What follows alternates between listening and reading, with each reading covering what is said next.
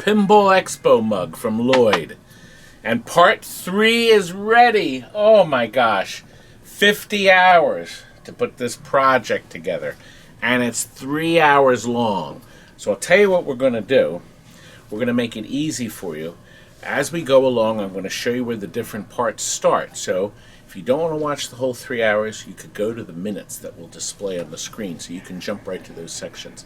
And next week, I'm going to put up individual chunks of this program because it's really hard to sit through 3 solid hours.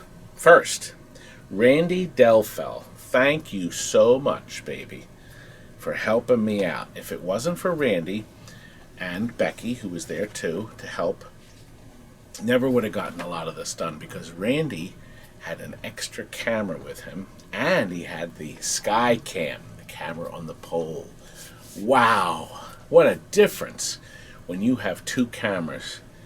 Really, really helped out Randy, and he's been a real big help with me putting these clips together and finding everything. It took some time. And of course, I also want to thank from Past Pinball, Tony and Chris from Minnesota. They also helped me find things to make the computer Banquet show work. Had some problems, as you know, Frank couldn't be there, and I was kind of left on my own putting this thing together. It came out great. Now, to make this easy, we're going to do this. I'm going to display on the side of the screen all the different things that go and the time they're going to start. So, day 4 starts with Lonnie, who's trying to play 50 hours. Okay? Okay, will he make it? I don't know. But we check in on him for the first part of the day. And then we go right into the dealer's rooms where everybody is selling parts, etc. You're going to meet a lot of fun people and some of my fans and probably a few enemies. There was some fans there? I have a lot of fans, Kurt. Okay. Okay, that's about there, okay? And then I play Big Ben. Yes, a terrific mechanical game from the early 40s that's actually fun. If you understand how they play, it was a lot of fun. So we'd go under that. There we go. Then would you like to join me for my 59th birthday party? No. Well, here it is. Suckers. And then Lonnie. We're back at Lonnie at the Mustang. Will he finish the 50 hours? Okay, and we then go into the Banquet. Yes. And look, Kurt, I got a chance to roast the biggest name in arcade games of all time, Nolan Bushnell. Now, I can move that along a little, see? I'm smiling. I don't know if he is. This man... He looks thrilled with you being there. Oh, I think he So likes happy. me. Wait a minute. There's got to be a happy smile. Wait a minute. I don't think no smile. There he is. There he's smiling. There. He did like me, Kurt. He did like You me. must have farted or something. This man, oh my gosh, this is like one of the pioneers. He is the pioneer of the arcade industry. And I got a chance to actually do a roast at this Banquet. What an honor. And guess who helped? Eugene Jarvis, my big hero in arcade games, the man that programmed the best video games ever made. Unbelievable. He helped me with the questions. Oh gosh. And some of them are doozies. You're going to love this. And it's right there. So make sure you at least watch that. Then we have Nolan Bushnell's complete lecture that he prepared for the Banquet. It's about 35-40 minutes long. I think you'll enjoy it. He's going to tell you how he started and where the future of games is. And then we're going to go to the Pinball Expo of 1985. The first one. Bob Burke and Mike Pasak prepared a slideshow showing you all the highlights of that. Then we go back and mingle with all the people because the night wasn't over yet and it was already midnight. Tons of people out. Everybody's there because it's the last night. Boy, did we have fun. And then we go into the lobby to see a mechanical pinball machine that a man spent hours making a clear case around so you can see how it all works. And we have a great time playing it, Randy, Becky, and I. And guess what? I got a chance at this point here to crash Dutch Pinball's big Lebowski party all the way up in the Penthouse. They let you in there? Well, they actually gave the ticket to Randy. So Randy and Becky got me in. Nice. Randy again to the rescue. Oh, we had fun. And you're going to see the inside of the electronics of the big Lebowski, too. What a great game that's going to be. Man, I can't wait until that comes out. And the final day, Sunday, is the cleanup. Yes, it's the sad part of the day where we say goodbye to all of our friends. And, of course, the load up of the trucks, it's always sad. But I was able to hitch a ride with Dr. Scott and his ace tech Ron to the airport. Otherwise, I'd have to pay a $50 cab fare. But they hitched. They gave me a ride, and boy, what a great time this was. But you know what, Kurt? You hear the music. There's no doubt we have to start this 3-hour adventure to the Pinball Expo of 2014.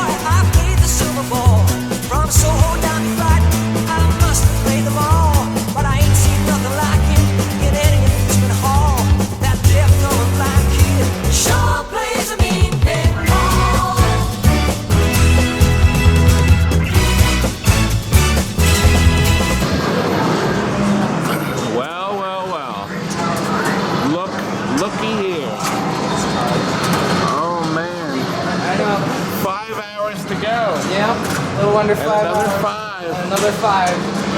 Good deal. This man is it. Look at that. You guys realize 45 hours on this Mustang. Yeah. It's amazing that it's survived. Whether it's me surviving or it surviving. Isn't he great? Hey, Lonnie. What's happening, man?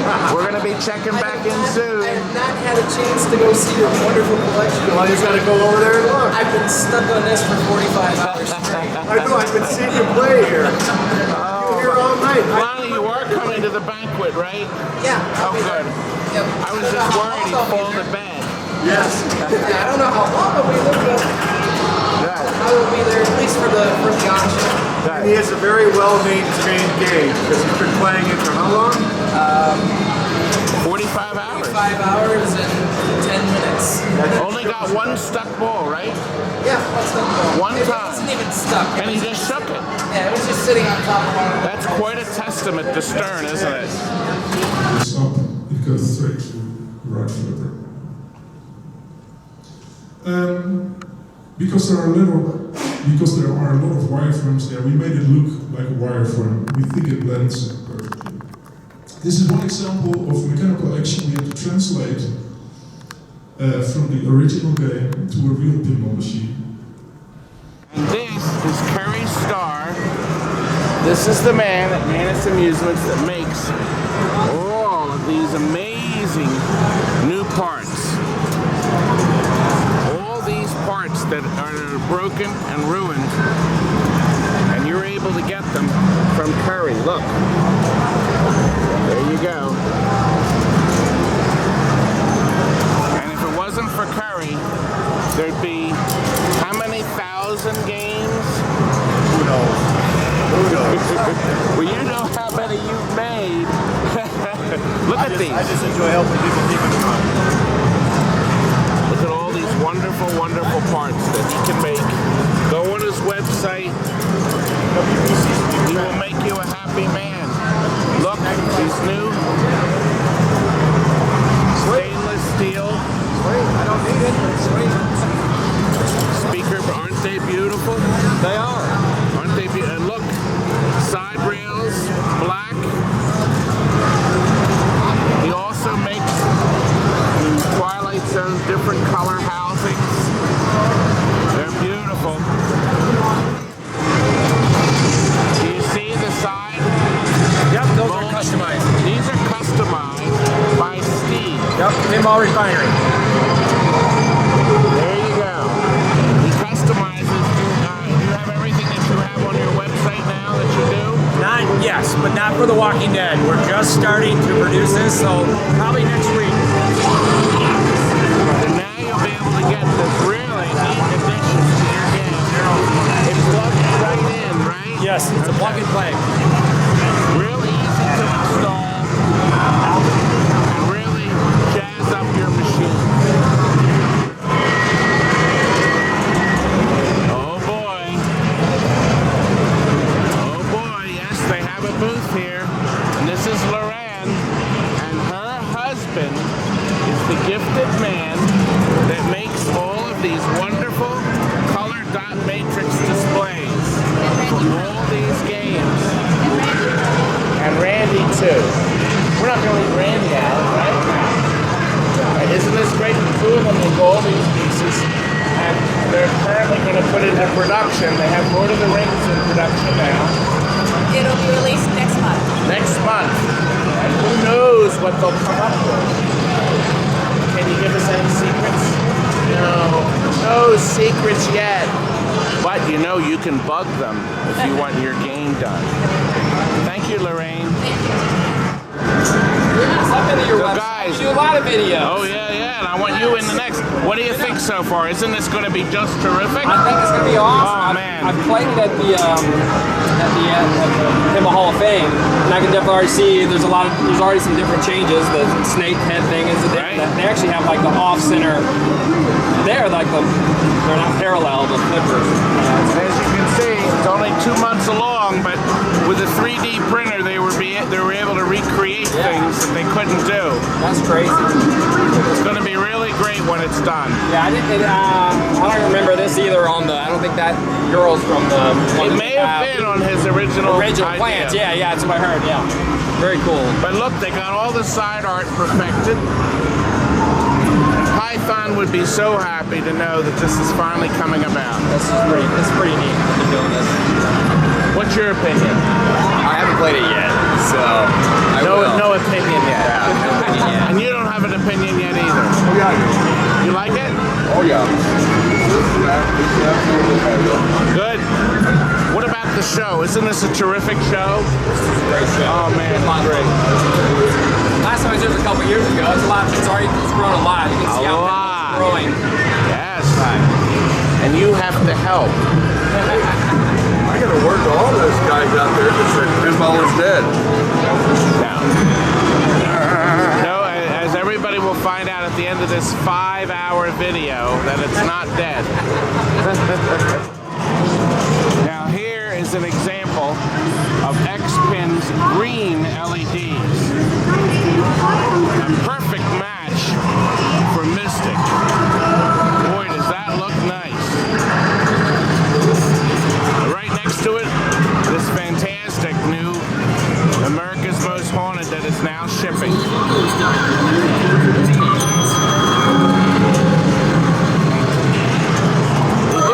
You did it. Boy, I zoomed in just right.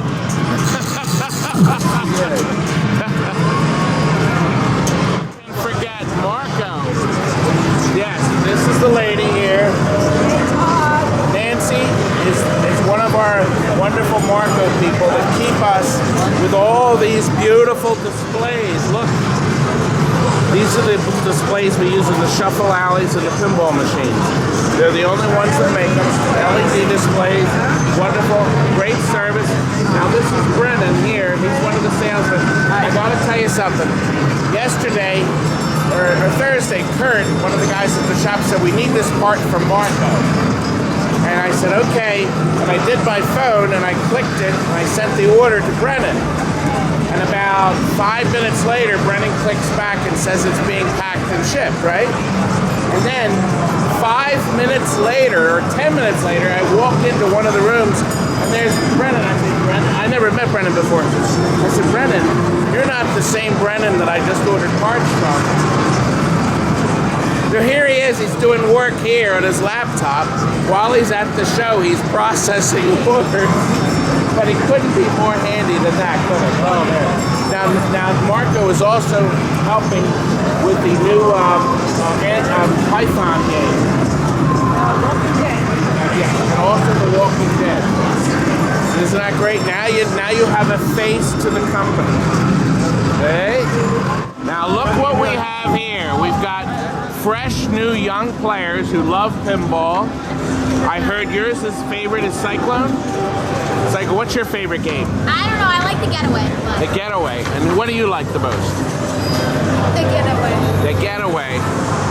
But there's not. They own 9 pinball machines. What about you? I like the No Fear. Yes, with the skull. Did you know somebody told me today that their little boy was afraid of the skull, and he had to sell his No Fear.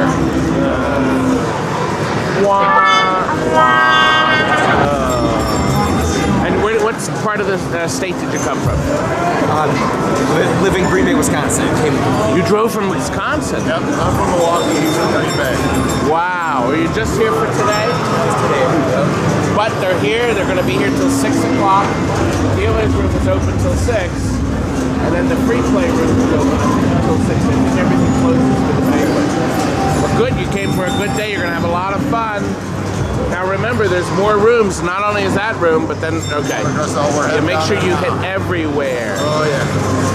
All the special new pins you can't see anywhere else. Good. Great. Thanks for coming. Nice meeting you. Here we are at Pincades. This is Jesse. Hi. Jesse, look at these beautiful posters. How much are these? $125. Can you ship these? No. No shipping, so you have to be able to pick them up. But you're in Chicago here. Northwest Indiana, right outside Chicago. But you do have a website where you can buy parts. He also sells games. I'm also the Jersey Jack pinball distributor for Chicago. Yes, even though, and how far away is Indiana from Chicago at times? 30 minutes from downtown. So it's really close. Indiana's right next door. Good. Now, are those also available? Yes. Really nice stuff, guys. He's got a large booth. You know what? Where the hell did you get a picture of my wife? You know what this is? This is from Predator. Matt makes all the toys for Jersey Jack pinball, and he made all the stuff for Predator. That was a joke, guys, but look at these beautiful patterns. Now these you can ship. Yeah. So Matt these, has numerous colors that he can do for you on powder coat. look. Oh my gosh. I had him remake that. Look. Yes. And look.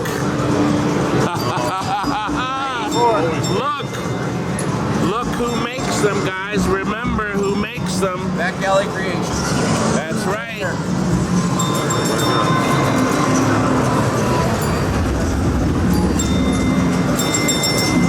That's great. I'm fumbling around here with the cards.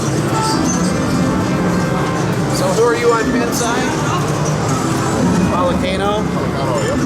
That's Todd Bucky. Here we go, guys. I'm Jam Master 10. Oh, Jack Messenger, okay. This screen's pretty cool. It's amazing, but the game looks...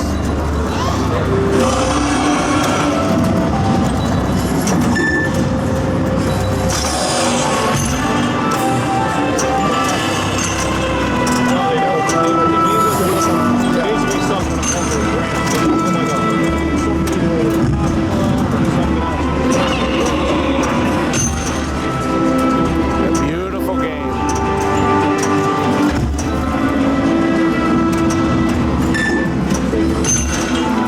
Listen to that soundtrack.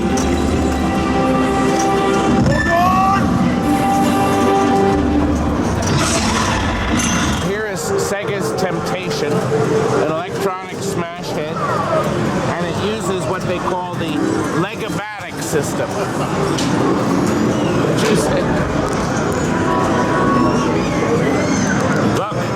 Look, they're gently bent in for more durability. Big doors so they can put more money in it. Yes, the door is to accommodate. Oh God, I'm mean. Oh, you're a mean man. Now here's the new flip out smash from Pinball Expo 91.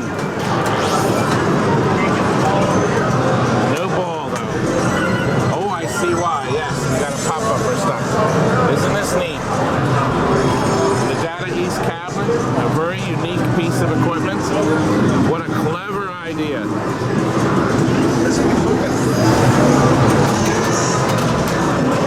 Isn't that neat with the pop bumpers? It's the bumper cars.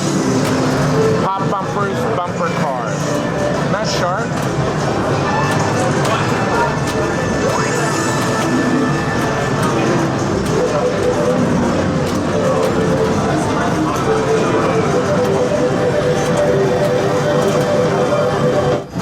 Now, what is this? A mug that I was given. I was mugged. Mugged me. 30th anniversary. And who are you going to give that to? Mr. Todd Tucky. I get my own mug. Look, do you see my mug? Yeah. I'll be drinking coffee from this mug. You know Doing a what? video. You know what? I'll do it at the beginning of the video. There you go. Yes, you already saw me drinking from this mug, didn't you? Now you know, look, and it's fresh. Unused. Thank you very much, sir. You're welcome. You were good for me, and you can find this good man. See, Tony is in Minnesota. Yep. The Twin Cities. It's a good place. Now, Tony and I had a challenge. I just got 3,700 on the game. Notice the glass is off. Well, the glass was on, it was on, it was on. Now look, see now what happens if the ball rolls through?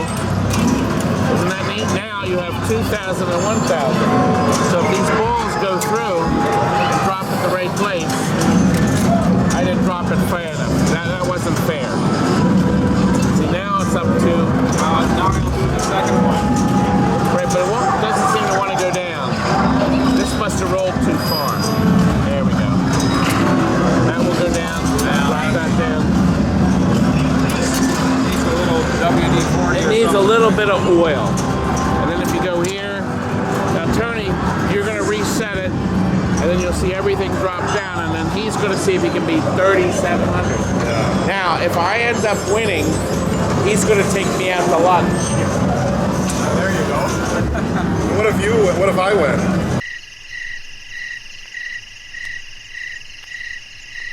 Are you ready, young man? I'm ready. Okay, program it. Okay. This program's the electronics. Uh-oh. Get one more good. Okay. There's my mug. Back here. Okay, you have to pull it all the way in and push it out. There we go.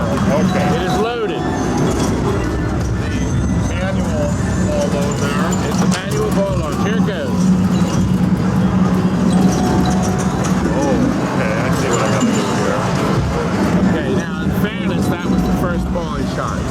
And remember, it is a game of skill, and he knows it. Yeah. You have to shake it. You have to shake it. Yes, you do. And once again, it is a pin table. You see the little pin.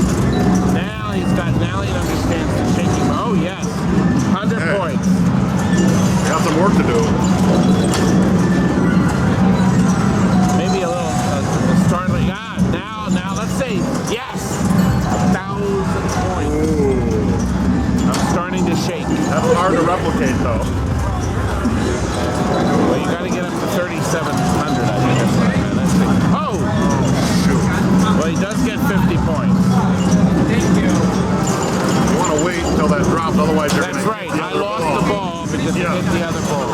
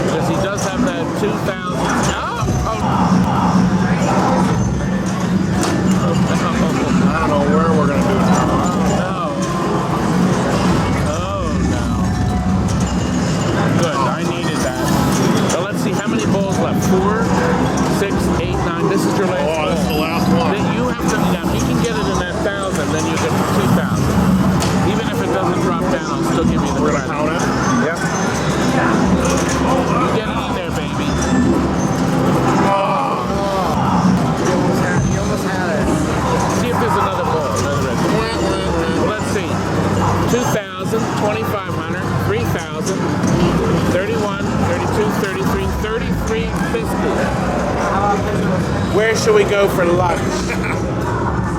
McDonald's. Where you unwrap your food. Okay, we're gonna try them. Watch. Mike, I've decided to buy the puppy.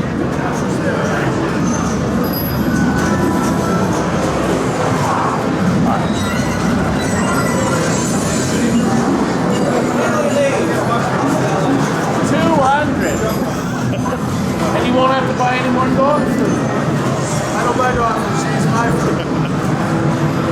My baby. What a wonderful dog. So beautiful, so quiet. Here, loves his dad. I'm just kidding. Somebody did have a for sale. Somebody put a for sale sign on there yesterday. Yeah. Tony told me that somebody put.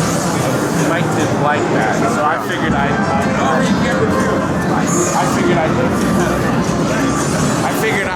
specialize on the. I did that just to annoy you, Mike.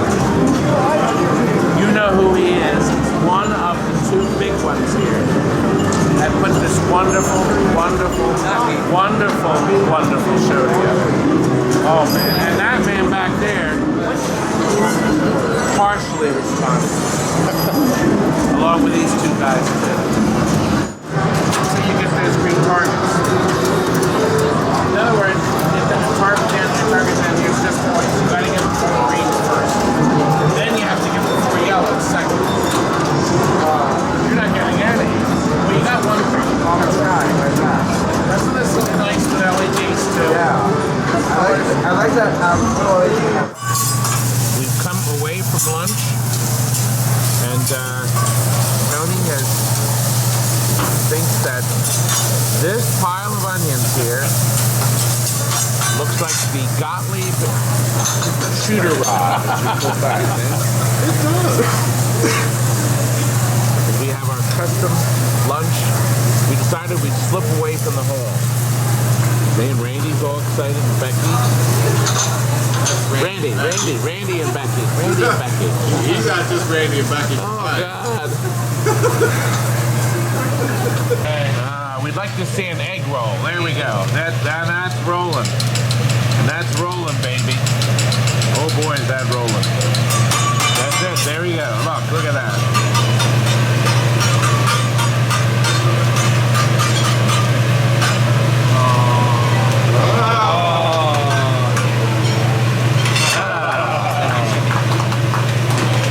Baby does roll.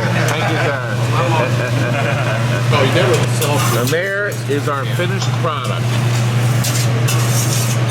Pork fried rice right in front of us. And look at here. 59 years young. My own birthday cake. Happy birthday to me. Let's sing together. Happy birthday to you. Happy birthday to you. Yes. Happy birthday. Happy birthday. Color. Happy birthday to you. Make a wish. I wish for lots more. Lots more. That's what I wish for. Okay, now I'll sing a Japanese song for you. Okay. You want to come up with me? Shiawase nanate adadago. Shiawase nanate adadago. Shiawase nanate dorishimi soyo. Solemi nanate adadago. Happy birthday. Thank you. Okay. I seem to remember other words for that. All the way back. You're going to record from the corner? We are getting our picture taken, aren't we? Oh, boy, we had a wonderful meal here, and we had a great time. We're heading back to the Pinball Expo, but I forgot, what town are we in? Chicago, Chicago, that toddling town. Again. Oh boy. Oh my gosh, Lonnie. An hour and 2 minutes to go. Oh. Who's this hugging my Lonnie? Oh, Victoria, and I understand he hasn't been home for 2 nights. Yeah, it's been lonely. But the good news is you knew exactly where he was, see? Right. Oh, I'm in the way there. There we go. Well, he's got an hour and 2 minutes to go, and there's another 5. Here's my friend Gabe. He's on YouTube. He watches my videos all the time.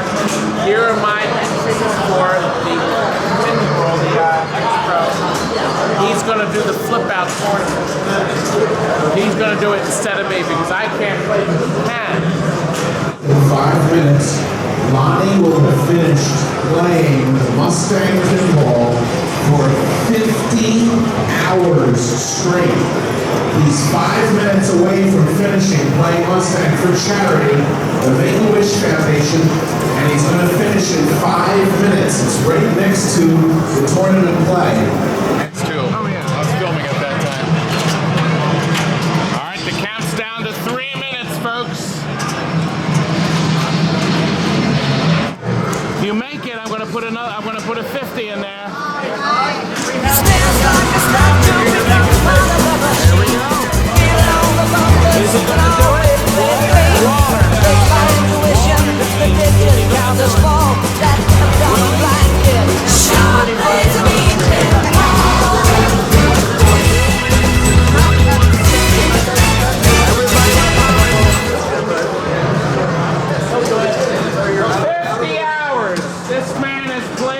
Machine. I think we should count down at 60. Not there yet. We're almost there. A minute and a half. And then remember, when he finishes, you got to start filling up that box. Yeah, that's right. We're all for Make-A-Wish. Okay. 56, 55, 54, 53, 52, 51, 47, 46, 9, 44, 43, 42, 41, 40, 39, 38, 37, 36, 35, 34, 33, 32, 31, 30, 29, 28, 27, 26, 25, 24, 3, 2, 1, 20, 19, 18, 17, 16, 15, 14, 13, 12, 11, 10, 9, 8, 7, 6, 5, 4, 3, 2, 1.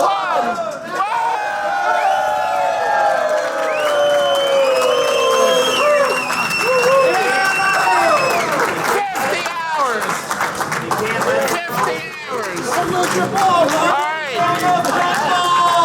there's $50. Here's the box. Come up here and fill up this box for Lonnie. Fill up this box. Where's Mel? Oh, good. How about if we have him do another 50?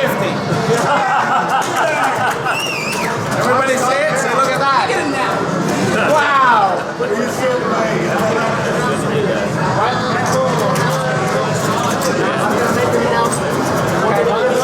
Number 2000, a number we saved all this time for something special. Right? Card number 2000. Ah, listen, Lonnie is getting a special card.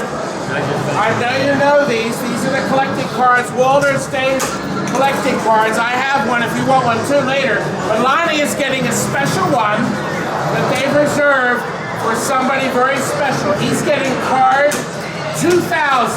Woo! So his card will be marked 2000. And he gets his own trading card. Yes, yes he will. Here's the box. They suggested we pass it around, folks. So everybody, no, don't take it. Bring it back. Pass the box around. For Make-A-Wish. It's all for Make-A-Wish. I was assisted by Ron. He was very kind to hold my camera. Yep. Should we start it over again? Let's start that counter over. Look, he can't stop playing. He can't stop playing. good take, Fill that box up for Lonnie.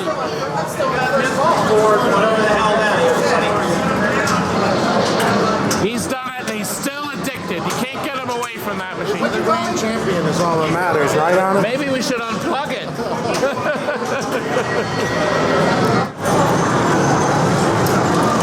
Gabe is now playing 300. And this particular machine is super clean. The playfield must have been clear coated. It's just too beautiful. All the silver's been polished. A lot of collectors do that now. They take all the pieces off the playfield and polish them. They look really nice. The cabinet's really nice too. And as you saw, it fires the balls up here. Animation in the backplace is always sharp. Now right outside the banquet hall, we got some rarities. Look, Iron Maiden with that 3D back glass. Looks like the inside is an overlay, but and she's not pulsing, so that circuit must be broken. But you don't see many of these. Not many are left in existence, are they? And look, my favorite game, Seawitch. And people love this game. I'm George from Illinois, and my favorite pinball machine is Funhouse. Ah, and what about you? My name is Joshua from Illinois, and my favorite game is Grand Lizard. Grand Lizard, that's a good one. Now, does your lizard head light up yet? You better tell Dad to light it up. You gotta put a green LED in it. I have it in my video. I saw it in the video, yeah. You gotta put a green LED. They watch our videos. And what's your favorite game? The Wizard of Oz. The Wizard. Off to see the Wizard. That beautiful game. And what's your favorite then? Oh, I'd love to have an Indy 500, but still new to pin, so. Guess what? In there, they're selling a car from it. A replacement car. $5. He had 4 of them. I bought one of them as a spare. Nice. Go in there. Make sure you go into the dealer's room at 11. It reopens at 11. Very cool. Good. We'll see you in the later night playing. Hang your coats up in the room and we'll go in. Good. We'll see you soon. And while you're finishing eating up, folks, I want to introduce you to myself. I'm Todd Tucky, and I'm so happy to see all of you here. And the Pinball Expo, you know, I can't remember the name of the town it's in. What town is it in? Chicago, that toddling town. Yes, another corny gag. Yes. Okay, we got that out of the way. Okay. Now, and I was here 10 years ago at the Expo doing a seminar. I specialize in home sales. I sell the games to private homes and such, and I've been doing that for 34 years. 25,000 machines in the home. About 2 years ago, we discovered the power of YouTube. So in the last 2 years, I put over 1,000 videos up on YouTube. A lot of people find a lot of fun. And it gives a nice positive look to pinball and arcade games. So we're trying to introduce this wonderful hobby of ours, our businesses, to the public and get lots of people interested and excited about it. Are we ready? We are going to start with 4 slides. Here we go. There we go. Oh, yes. There's my logo. And it's called Can You Guess the Game? Okay, here we go. Your clue is all the slides I'm showing you are 1977 and newer, the electronic era. The left side. What game is that? That's right. The right side. Yes, I guess it was too easy, huh? I'm going to make it a little harder. Okay, left side. Yeah, oh gosh, you guessed that. But, can you tell me the right one? Oh.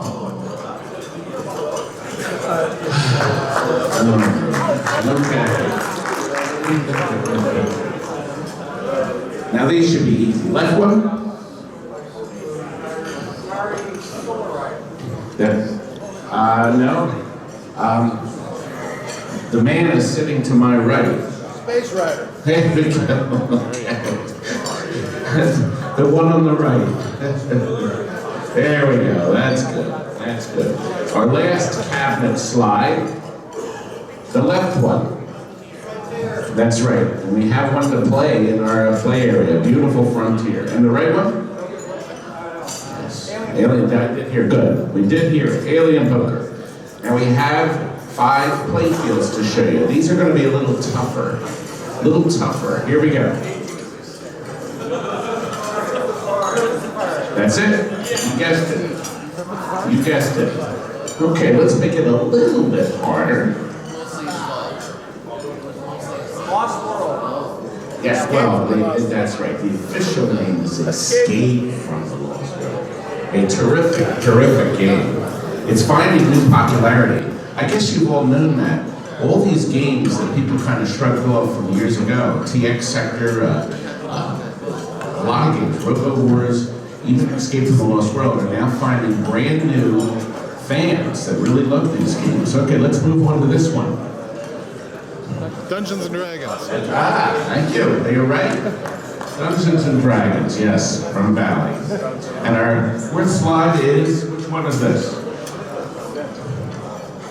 Only 1,000 were made. Yes. That's it. You guessed it, Cybernaut.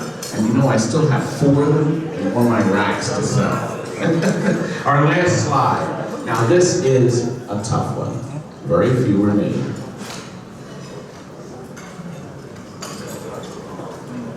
It's a gobble. That's it. We rarely see lots of fun Excalibur. And our final Guess the Game are 2 slingshot sets. Now this is going to be very tough. They are digital games. Very tough. Nope. I'll give you a hint. There's a beautiful one for play in the play area. That's it. Starling. I also have one to show you. Conveniently, I had one to take a picture of. And how about this? Nobody's going to guess this. It is digital. Okay, I'll give you a hint. This pinball, nope. This pinball was made not to be sold by a distributor. It was sold to the homeowner to put it into a location and make money while you sleep. It was sold in the back of comic books. They had ads in the back of comic books. Okay, another hint. It runs on the Bally board system. Okay, there were approximately, they're guessing 300 made. It is this game based on a TV show. Hey, TV show license. Oh man, 1978. Somebody's got to guess it. Here it is. Black Sheep Squadron by the Astro Corporation. I got him.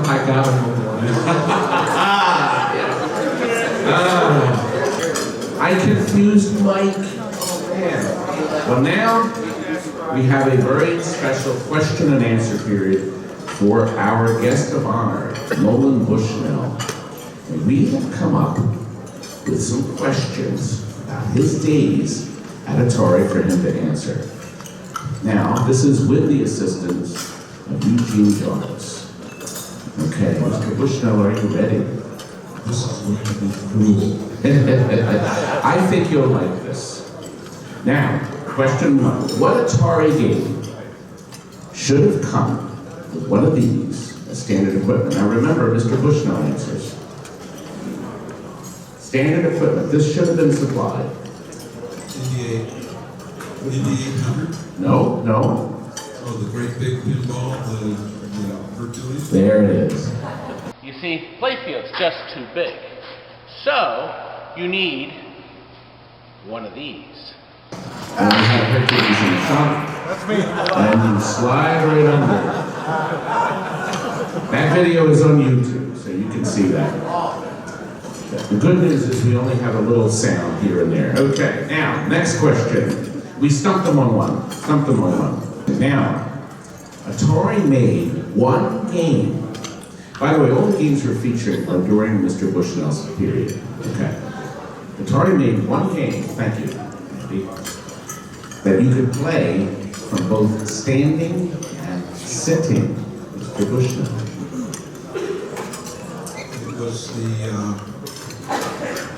It was the fire truck game. There it is. The fire truck. There's no saying. The famous fire truck. We had a beautiful one in that still had the stickers on it, and that one went to a private. Okay, the next two questions were suggested by Mr. Jarvis. Here we go. Hemp fiber, Mr. Bushnell, was utilized in the production of what Atari game? It's a trick question. I didn't write it. There was a lot of hemp used in Atari. That's right. All of them. And speaking of grass, why was the Atari Research Lab located in Grass Valley, California? Steve Mayer and Larry Emmons, two of the more bright engineers, hated Silicon Valley and wanted to move up into the foothills. And I said, you can go wherever you want and you've got a job. So they wanted to live in Grass Valley, and so that's why we started it. But it turns out that because it was in Grass Valley, everybody said, yeah, Grass Valley. And that's part of the mythology. I'm going to give you a yes on that because the correct answer, according to Mr. Jarvis, is, quote, it's all kind of blurry.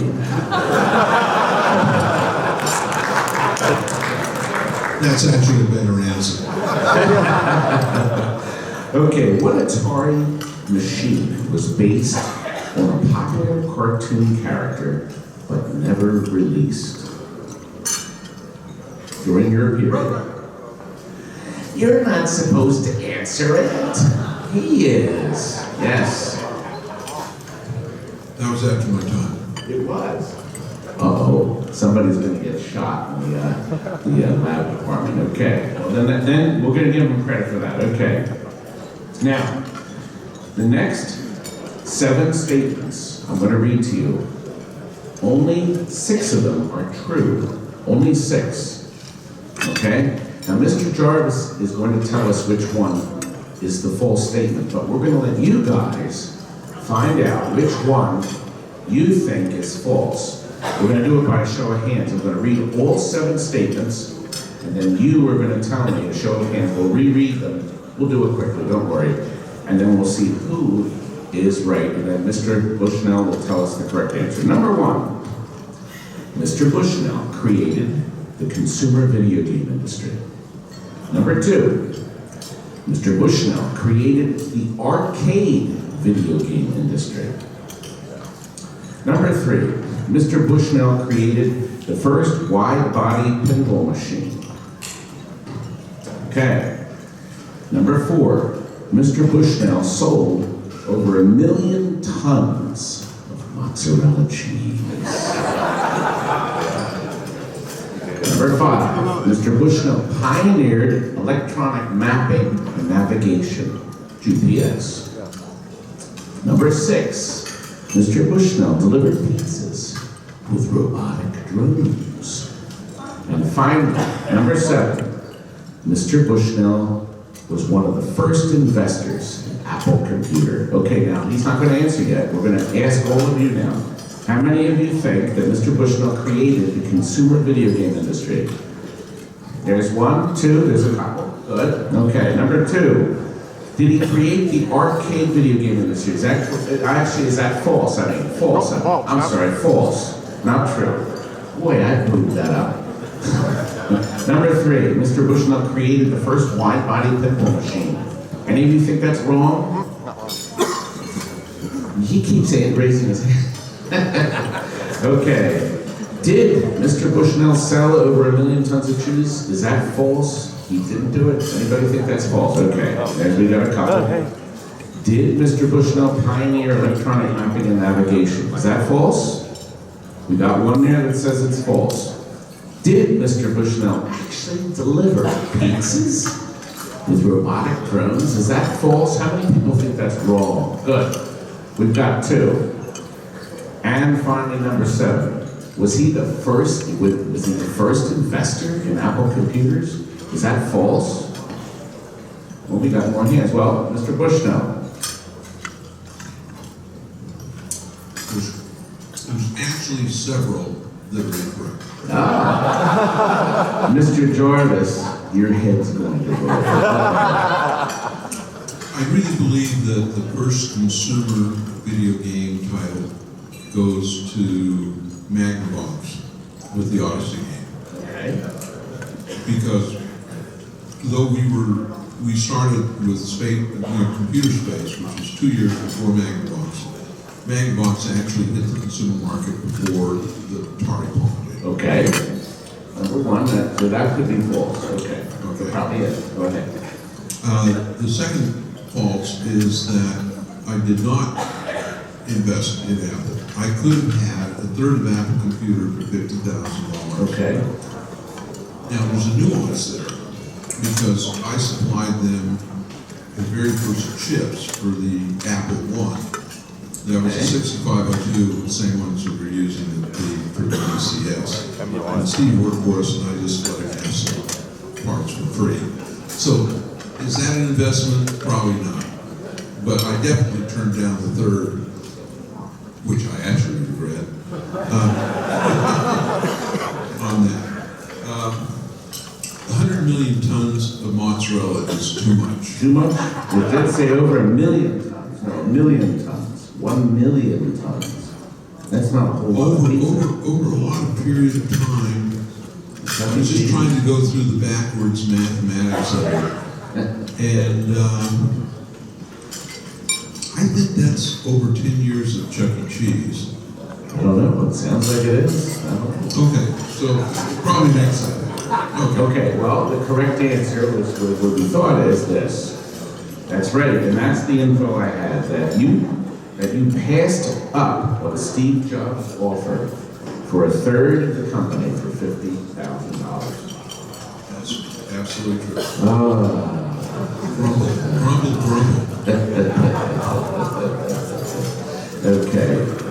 Okay. Now this time, we're going to ask you, this will be your last big question here. We have 5 statements. Which of these 5 statements do you think is your worst mistake at Atari? Here we go. Number 1, making Steve Jobs take a shower. Number 2, proposing a rat for a mascot. Number 3, selling Atari to Warner Brothers.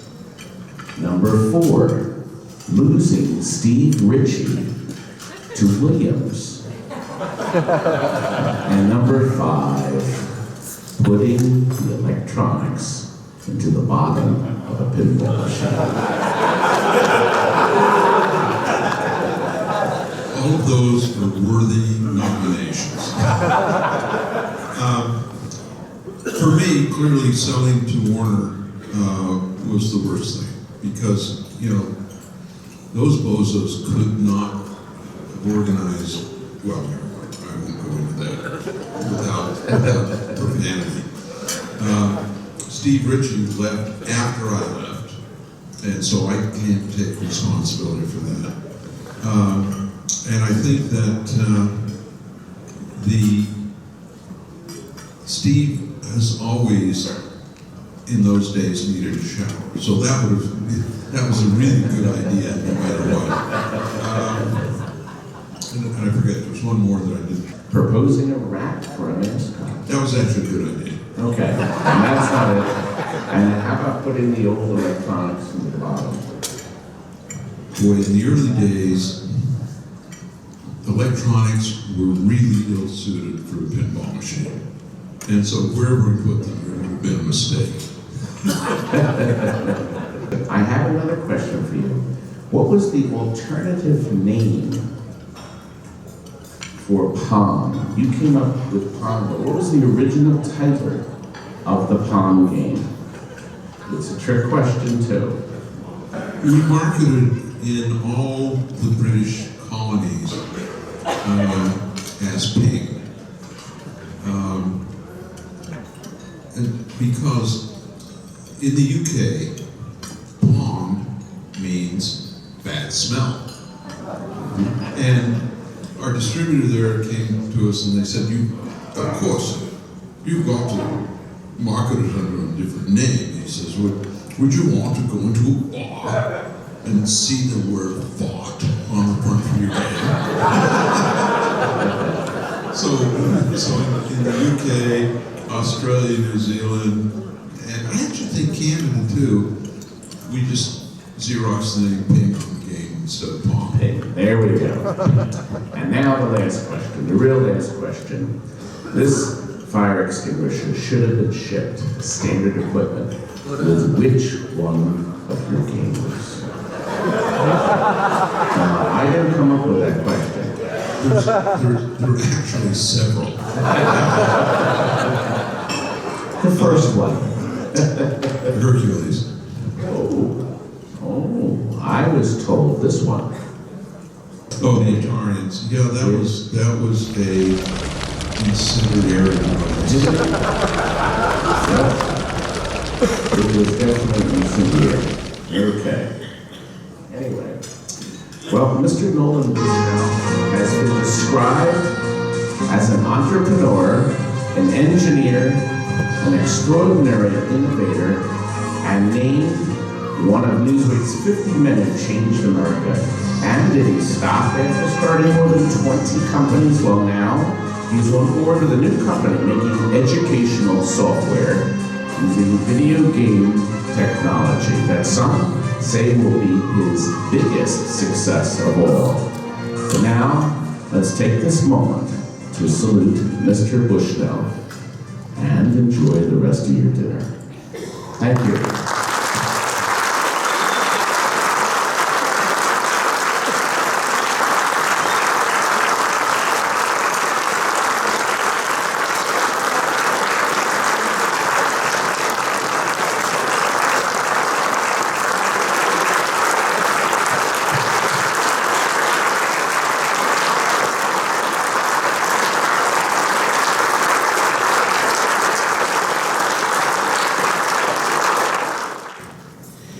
The gentleman is known for inventing Pong. With over 20 companies and still going that he's founded. And for my son, Jaden, the favorite company he founded was Chuck E. Cheese. I am pleased to introduce, after 29 long years of waiting, Nolan Bushnell. Nolan?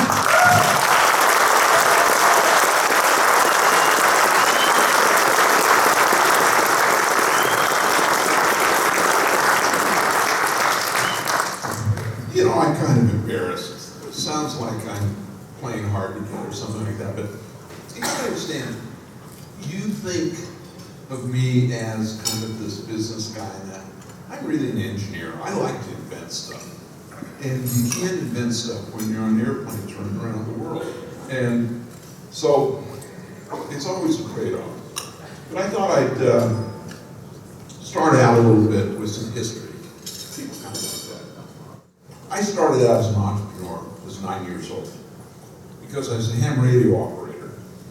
And I got really fascinated with ham radio, but if you wanted to buy the radios and the transmitters, or even the parts to them, you divided your lawn mowing money and your allowance, and I figured that I could get the stuff I wanted when I turned 35. That was not acceptable to me, so I figured out how to do something else. And so I was I was big for my age, and so I started repairing TVs. And that was my first business, Bushnell Repair. And I charged 50 cents for a house call. but I really learned how to mark up the tubes. And later on started an advertising company, and it was basically around putting together a calendar of events and advertising around it. And the economics were simple. I'd sell $3,000 worth of advertising. This is when $3,000 was a lot of money. And I'd print them up for $500 and give them away at the beginning of the school year. And it was a great, great business, but I had an ability to spend money that was prodigious.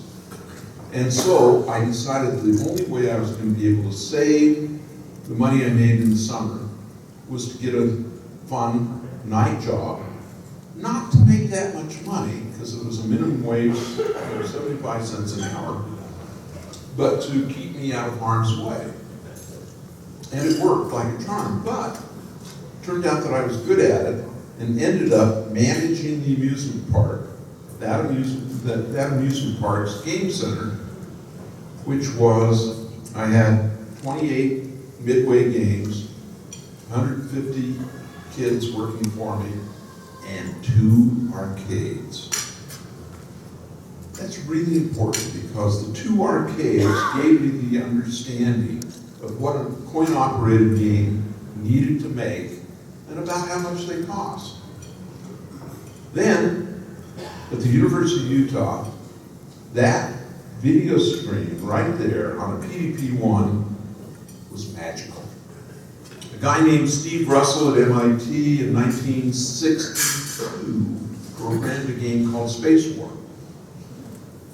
In 1966, I saw the game. I was working at the amusement park summers, saw that game in the middle of the night, because we had to sneak in to steal computer time. We'd jimmy the locks, keep the lights off, and play. It was really bad on my grades, but that's okay. And I thought, if I could put that screen in my arcade, it would make a lot of money. But then I divided it into $1 million computer, 25 cents a play, math didn't work. Put that away, and then later on, graduated from college, went to work in Silicon Valley, and I figured out, and then all of a sudden, the cost of chips just plummeted. And what used to cost hundreds of dollars, I could all of a sudden buy for 15 cents a chip. The world changed. So, Computer Quiz was a product by Nutty Associates. I put together a prototype. The rocket ship could only go up, but it looked cool. And I went to my dentist appointment and told him about my project. He says, there's a company in Mountain View doing a thing called a Computer Quiz. It's in the coin-operated game business. I'll introduce you. So I met the guy and showed him the prototype, and he says, we need to hire you. So I was making $825 a month as an associate engineer. And they came and I showed them the prototype and they said, yeah, we'll license it. So I got 5% royalty deal and got the license. And they said, come and be our chief engineer. I said, well, I don't know, I'm pretty expensive. And they said, how much? And I figured, I can double my salary, I'll do it. So I said, $1,600 a month. They said, yes, too fast. So, and a company car. So, anyway, that was how computer space came about. And the girl in this thing was a topless dancer down the street. And it basically used the technology we were dealing with. And the experience of nutting was really good because they sent me to all kinds of training sessions to teach the distributors how to deal with this new technology. And I got to know the distributors, and all the distributors kind of said, nutting is a little bit weird. We don't think that's the best place to buy stuff from, but we like your products. But they always had this sort of attitude.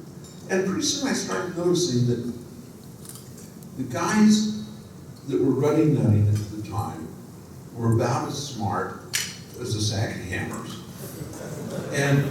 And so it became clear that that was hitch my star.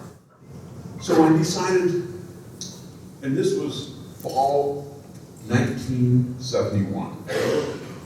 This was on the market. We went to the AMOA, sold a lot of units, about 2,000. Wasn't, but I think we were selling for $1,200. So it was about $2.5 million, which I thought was a big win. It actually was not bad at that time.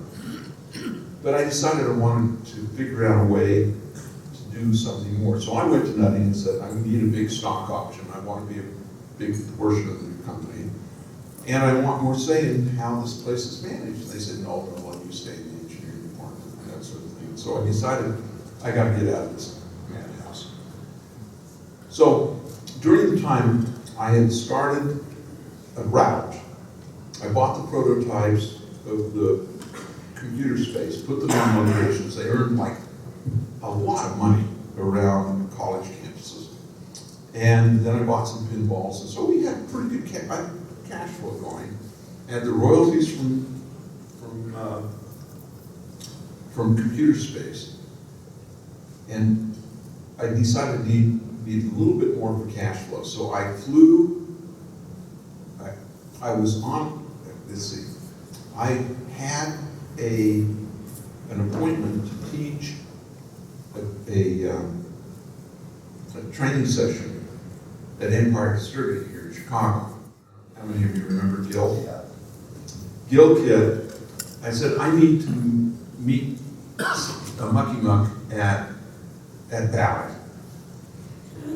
And he said, great. He took me over, so while I was doing the test, he took me over to Valley, and I said, I did computer space, I want to do a driving game for you, but you're going to have to pay for it. I got a contract with them to do a driving game, and came back and resigned from Nutting, and said, I'd like a contract to design the next game for you. And I got a contract for 2-player computer space. And I had my cash flow covered. Started the business, rented 1,000 square feet in Scott Boulevard, hired Al Alcorn. Now, I'm a pretty good engineer. Al Alcorn is a genius. He is really, really good. And the day that he was going to show up for work, I had heard that there was a great big company that was entering the video game business. I said, oh my God, my life is wrecked. I thought I was alone because computer space was the only video game that existed at that time. And so I went up, saw the Magnavox game, and thought, well, this is pretty crappy, and I'm not too worried. But I kind of looked around and thought, hey, people are kind of having fun with it. Maybe if I take this ping pong game, dress it up, do some of our tricks to it, I'll have an interesting game. And I said, it's probably not commercial. So I came back, and the computer space technology was pretty complex. And so I told Al Alcorn to let's create a Pong game. And I described the game, and literally in 2 weeks he had the thing working. Another 2 weeks we modified it a little bit. We added sound, we added the score, the speed up algorithms, and it was pretty good. And so we started having a lot of fun with it. I got thinking, this is a pretty good game. I I got on an airplane, flew to Chicago, went into Valley, said, how would you like this instead of the driving game? Thinking I could complete the contract ahead of time, no harm, no foul. They looked at it and said, well, you know, it's only a 2-player game. We don't think that's going to be that great. But let me think about it. But why don't you go over to Midway, because they just purchased Midway at the time. And I presented to them. Hank Ross, Iggy Wolverton, remember those guys? Boy, I know that this is a stretch blast of the past, but they said the same thing. It's a 2-player game, it's kind of a fun game, but I don't think it's commercial. But let me think about it. So I get on the airplane, come back, and while I was in Chicago, Al and Ted had put it on location at Ancap's Tavern. 3 days after they put it on location, they said, well, how do we know whether we've got a good game?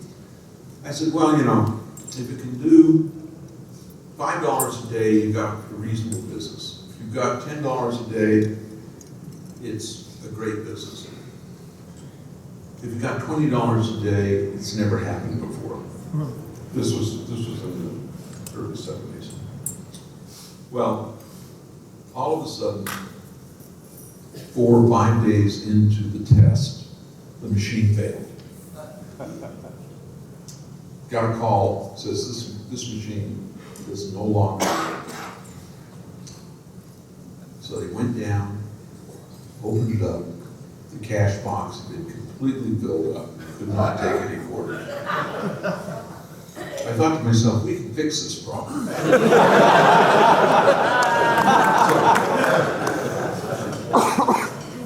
Well, all of a sudden, fear turned into greed. And I figured out that we had enough cash to build exactly 13 units. 13 was unlucky, so we decided to build 12. And I thought, and the mathematics said, if we can't sell them, I'll put them on the route, and they're making enough money, they'll pay for themselves and have the guy. But I was under contract with Valley, and I'd already offered to them. So I called up Valley, and I said, Midway doesn't want it. They'd rather have the driving game. What about you? They said, yeah. And then I called up Midway and said, Valley doesn't want the Pong game. They want the driving game too. Is that okay? Yeah. So now all of a sudden, I've got Pong free and clear. And we start production. And we build the 12. Next time we did 36. Next time we did 48. And then I told Al, we're going to go up to 100 a day. And he says, are you crazy? We don't have no manufacturing. I said, yeah, we can rent stuff. So we rented 30,000 square foot abandoned roller skating rink. We found that we could move the cabinets on skateboards. To say the least, this was a very atypical company. So when you say, why weren't you able to raise any money? We were crazy. But we started out, and it turned out that it was pretty good. What a lot of people don't realize is that Pong was massively copied. The good news was any little company with a garage shop could build Pong, because that's what we had. The bad news is there was a lot of them, and they found out, and we couldn't keep up with the demand. And so, you know, we figured there were about 160,000 Pong-type games manufactured, which we did about 15,000, which was really great for us, but it could have been a lot better. And so we decided that the way everybody had better factories, more money, more fun, and so that our only answer was to out-innovate everybody else. Magnavox Odyssey, around the same time, came into the consumer market, they had a huge return problem because a lot of people who were buying the Odyssey thought they were buying Pong, got it home, and were unhappy. And this is kind of interesting because it ultimately really hurt us later on. You got to understand, when we took the Pong game to the toy fair in New York, we sold 0. You say, what? Well, the toy companies all thought that the most expensive toy that they had was $29. We were asking a retail price of $79. Gene Lipkin, how many know Gene Lipkin here? You know, wow, you guys are a lot younger than I thought you were. Anyway, Gene was a consummate sales marketing guy.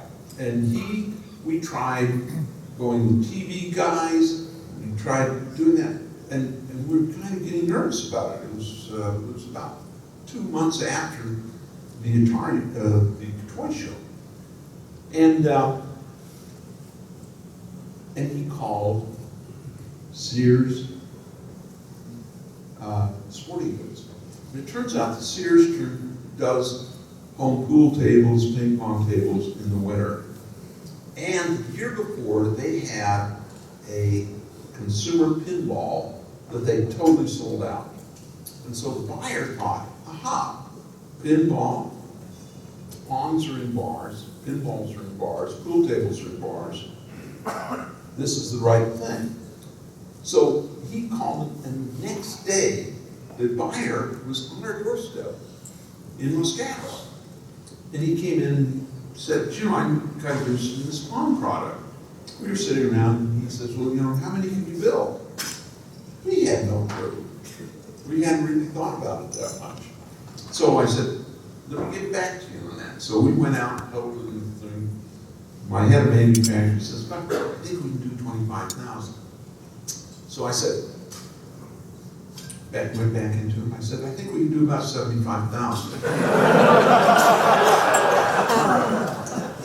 Then he said, then the next day, he gave us a purchase order for 150,000.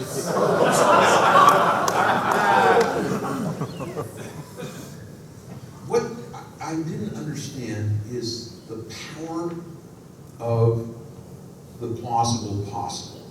The minute you think about it, and you start saying, okay, we got to order for 150,000, is there any possibility we can do it? And then all of a sudden we say, okay, we're going to do 2 cavities in the plastic molding. So, you know, it turns out that electronics was easy. The damn plastic almost drove us batshit. And, but it turns out that when you start changing, you know, assembly lines instead of one, all this stuff, and all of a sudden you say, maybe we can do that. And then you start munching the numbers, and I had to call, I said, Tom, there's no way we can fund this. We don't have any cash. He says, oh, not to worry, I'll introduce you to Sears Bank. And I said, what, Sears Bank? Yeah, he says, yeah. We'll create a bonded warehouse at the end of your production line, and we'll advance you 90% of your wholesale price every time a finished product drops into the bonded warehouse. So all of a sudden we had cash flow, we built a factory, we got it going, and we were off to the races. And during that year, before Christmas, we shipped 235,000 consumer homes. Yeah, we planned it. But you know, every once in a while things kind of work well for you. Anyway, then came the VCS. The VCS, well, I should say, I had a couple of slides here. Who remembers the video pinball?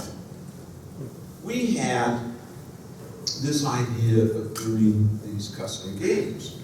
And the year we did video pinball, we did Stunt Cycle, which was a little motorcycle game. These were all games. but they were all like 70 bucks for a single game. And we knew that could not continue, so we decided, and to put it in context, the microprocessor had just started to be vast enough to deal with video rates. Along with the custom chip and the microprocessor, and because the 6502 had an instruction set that was really good for the kinds of stuff we were doing. And we figured out that we could do a programmable game with cartridges. And so it went from consumer Pong to this year of, I'll call them weird custom games. Pong, video pinball. Video pinball was a good game, but market-wise, it was a little bit of a turkey. The only one that was worse was a thing called video music. And Atari did a video music chip. The idea was to create fancy pictures on your TV when you put music. Market research said that we could sell 30,000 of them.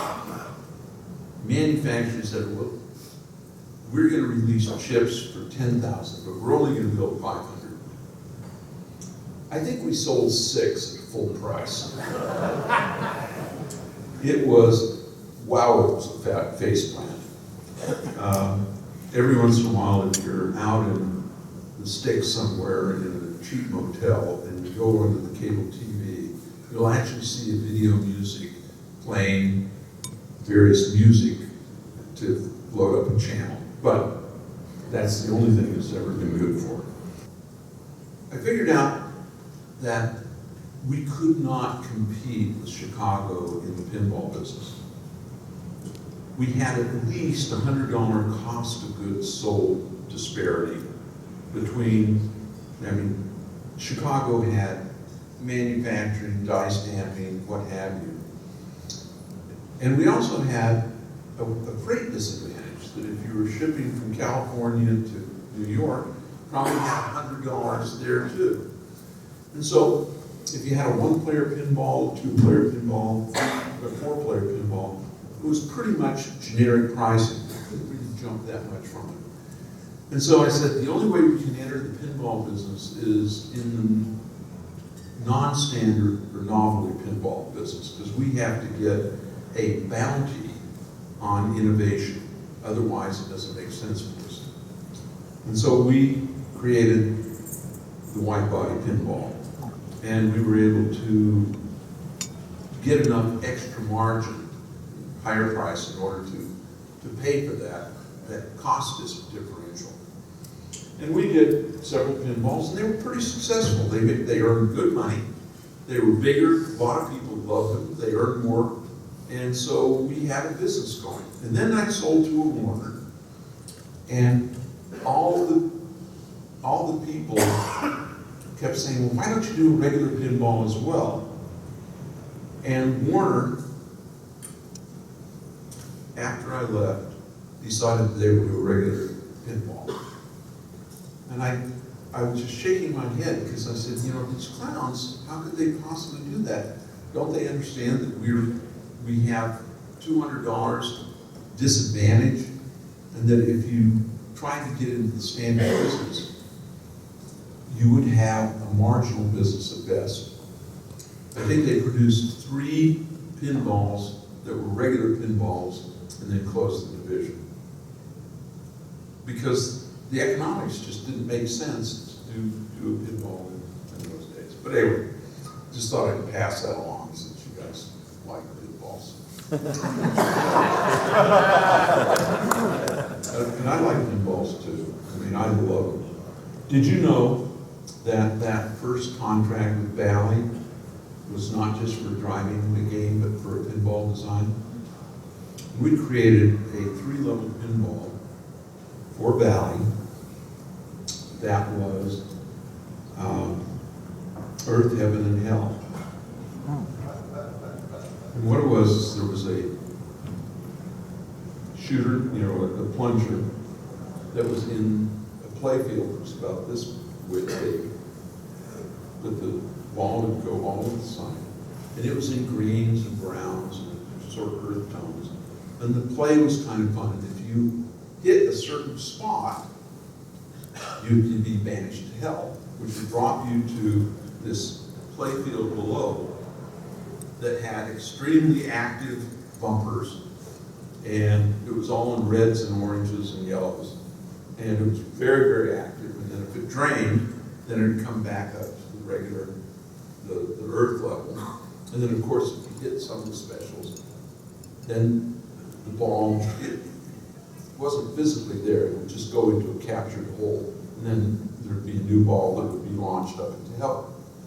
And it was a very oblique play field. The ball was ethereal. It was in blues and golds and whites. I thought it was really cool.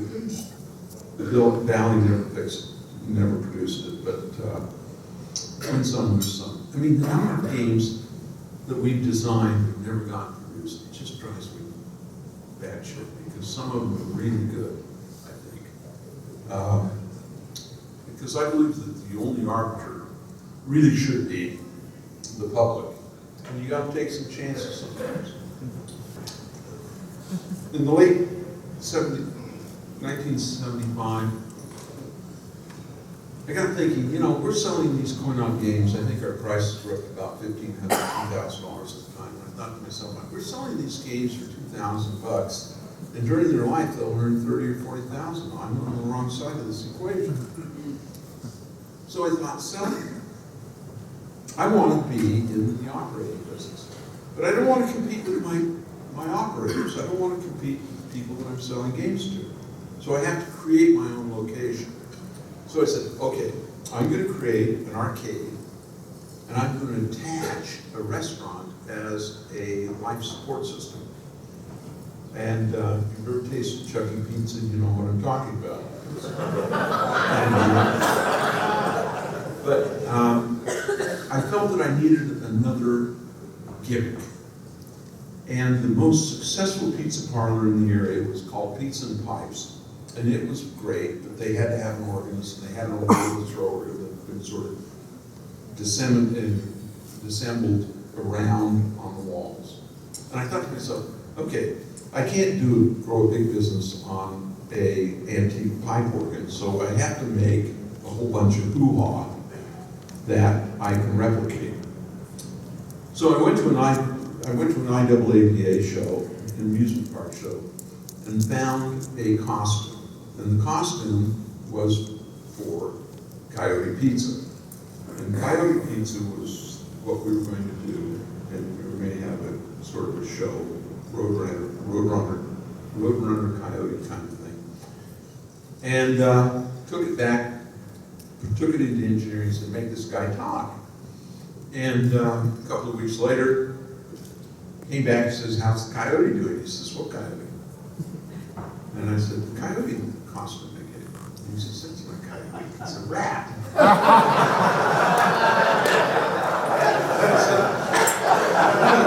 It was kind of a caricature, you know? I kind of thought it was a coyote.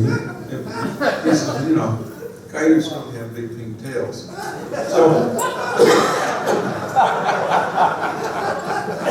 So I had a real problem. I could either delay the project and find a coyote visage, because I knew my interest to make guys talk, I just didn't think they could make it look like a coyote. And so at that point in time, I said, okay, Rick Rat's Pizza. Went into the marketing and they said, that is a disaster. This is a restaurant. Rats are dirty. And I said, okay, what should we do? Could it be a rat, but we kind of emphasize his ratness? And they said, yeah, maybe that'll work. And I said, look, I just don't want to delay the project. We've leased a facility, we're ready to go. You know, let's do it. You name it. And so they came back and said, we've got a great name. I said, what is it? He says, it's a 3-smile name. I said, what is it? Chuck E. Cheese. That's how Chucky got. That's how Coyote Pizza turned into Chucky. Let me tell you a little bit about Steve Jobs. Steve Jobs had passion. He was one of the few employees that I find curled up on a futon that he kept under his desk. He was meticulous. He was the best solderer that we ever had. He came to work as a technician. In fact, he came into my office one time and said, "Nolan, the soldering in this company sucks." And he brought a board in, and yes, about a third of the solder joints were cold solder joints. Those are the ones that end up failing after a while. And I said, "Well, Steve, go ahead and fix it." And we ended up being pretty good friends. But Steve was obnoxious. If he thought you were dumb, he would say, "You are dumb shit, and I don't want to listen to you." That's not a good strategy if you're saying that to your boss. And so I always felt that there was a place in a company for misfits and people who are capable but maybe don't have perfect social skills. That's a mild statement. Steve didn't like to bathe either, which was another serious problem. So I decided the solution was to put Steve on the night shift, the engineering night shift, that didn't previously exist.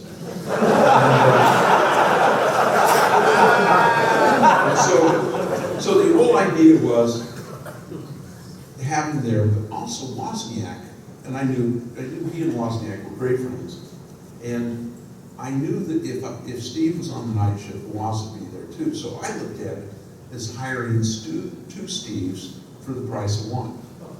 And Wozniak was an absolute savant, and still is. And he was able to do some wonderful things. So here we came along to Breakout. Now, you guys will understand this better, but paddle games were considered death. It was over, that ship had sailed, and we were in the middle of other kinds of games. But I wanted to do Breakout, and I just knew it was going to be a fun game, but it happened to be a ball and paddle game. So I couldn't get any of my engineers interested in doing it. And we sort of had this meritocracy to where engineers could decide on their projects and all that stuff. So I signed it to Jobs. And I knew Wozniak was going to be part of it. And so I set up a thing where if they can get it done in a big hurry, because we needed something to show for the AMOA that fall. And I wanted Breakout to be part of it. And so I gave them a bonus, and it turned out that they earned $5,000 bonus. It was a little more than I thought, but they did a better job on reducing the chip count. And the reason I bring this up, because probably 15 years later, Woz was sitting in my kitchen, we were talking about the good old days, and I said, "What did you do with your half of $5,000? He says, $5,000? I said, for the Breakout. He shook his head and said, "That son of a bitch did it to me again." Jobs told Woz that the bonus was $500. He gave Woz $250. But anyway, life marches on. But you know, Woz was really good. He says, "You know, I don't really regret that." He says, "Jobs, I would have been an engineer, happy to give away all this because I liked the technology. It was Jobs that saw the business opportunity for it and put it all together." And so, you know, it's very interesting how people blend in certain ways and create some remarkable stuff. And of course, that was about the time I turned down a third of Apple for $50,000. Yeah, I really do regret that. But I did introduce Jobs to introduced him to Mike Markle, who ended up giving him money and becoming the first president of Apple, and provided what I call mentoring and adult leadership that turned Jobs and Wozniak into businessmen. So, you know, we've all seen what Back to the Future is, and if you change things, you may change everything. It could have been that if I had invested, I would have lost it, an Apple computer would have been invented. I say that late at night. Augmented reality. This is going to be an area for games in the future. And augmented reality, a lot of people have seen the Google Glass and that sort of thing. I think that essentially the world can be a wonderful gaming environment, but you need to have a computer overlay. And in order to really do a good computer overlay, you need not just X, Y, and Z, plus or minus a few centimeters, but you need phi, rho, and theta. So, for those of you who aren't engineers, there's a scalar, that is a point in space, and then there's a vector, which is a direction in space. And so, X, Y, Z, put you there, phi, rho, theta, put you there.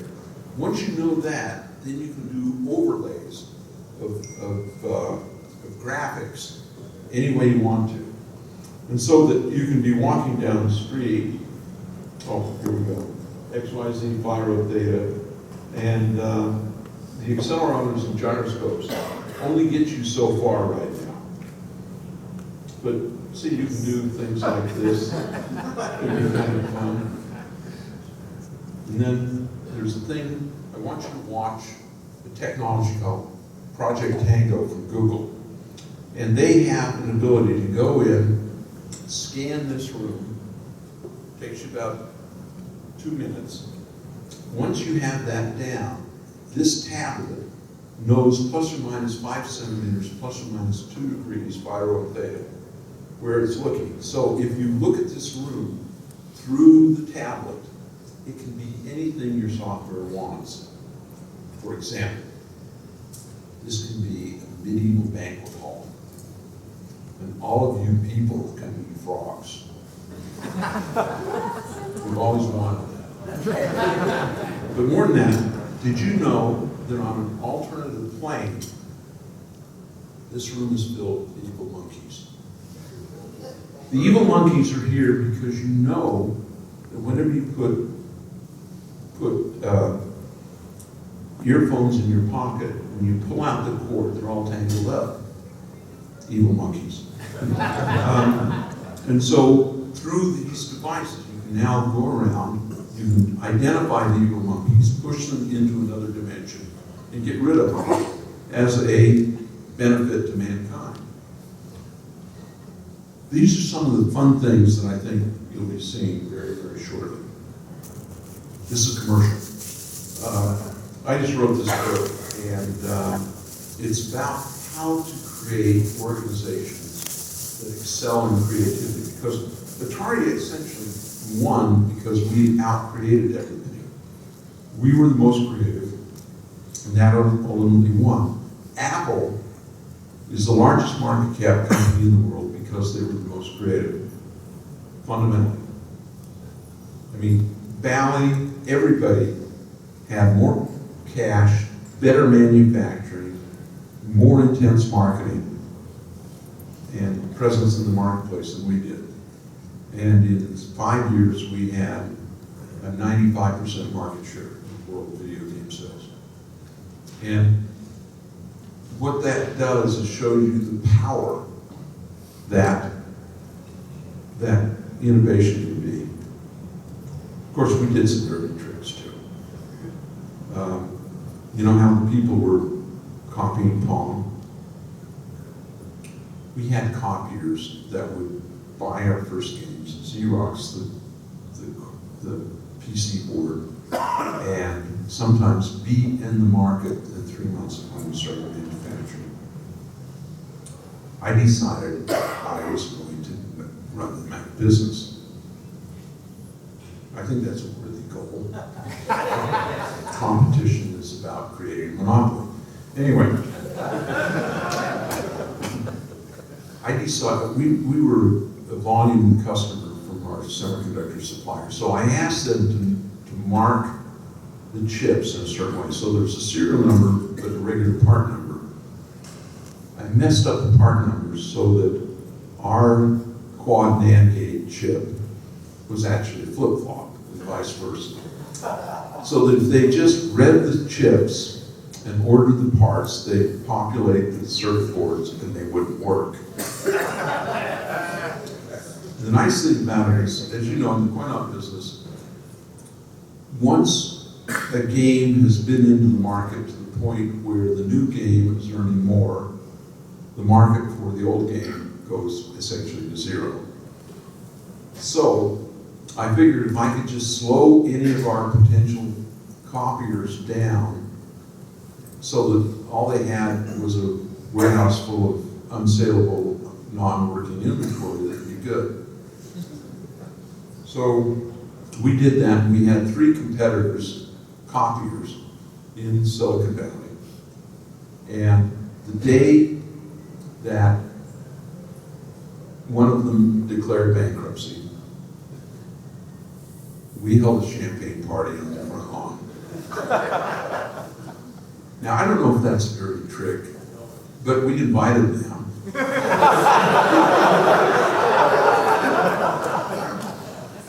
So anyway, how many have been to Burning Man? Burning Man. It's a great party, and for people who are in the creative business, it's a very creative environment. It's great fun. And you can have fun there even if you don't do drugs.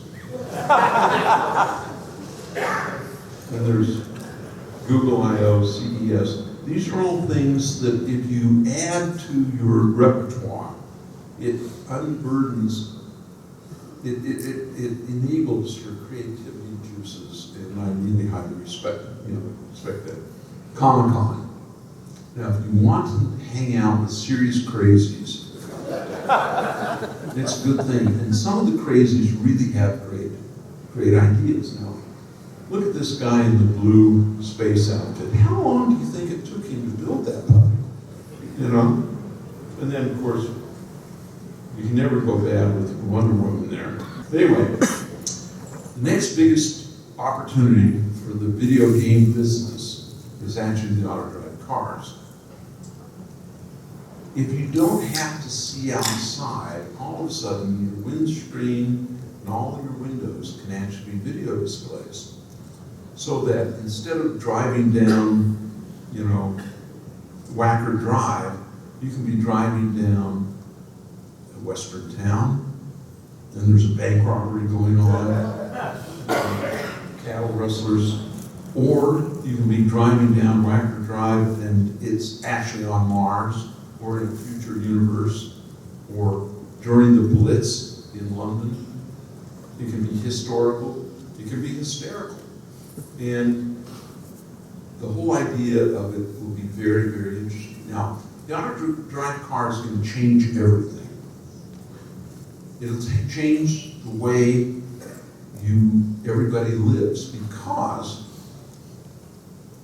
travel will be part of your existence. It'll be fun. You'll be able to get home totally hammered. Think what that's going to do for the bar restaurant business.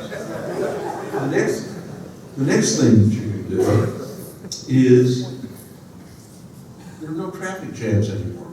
Auto-drive cars can go nose to tail at 90 miles to 100 miles an hour. And there's a benefit there, because only the first car has to break the wind resistance. So everybody's gas mileage goes way up. But by that time, it will be very much electrical.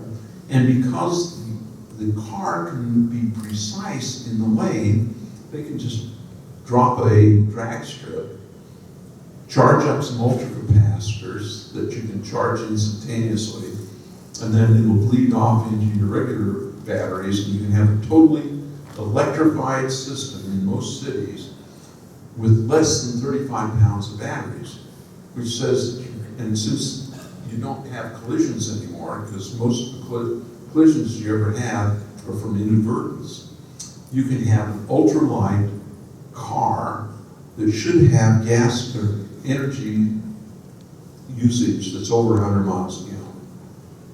Now, think about the fact that every lane is 20 times contaminated, 20 times as much traffic. That says that we have 3 to 5 times more highway capacity than we need. Now think of mass transit. Mass transit totally goes away. The cost of a mile in New York City is $3.40. It charges per ride $2.50. The rest of it's government subsidies. The cost of an auto drive taxi per mile is 35 cents.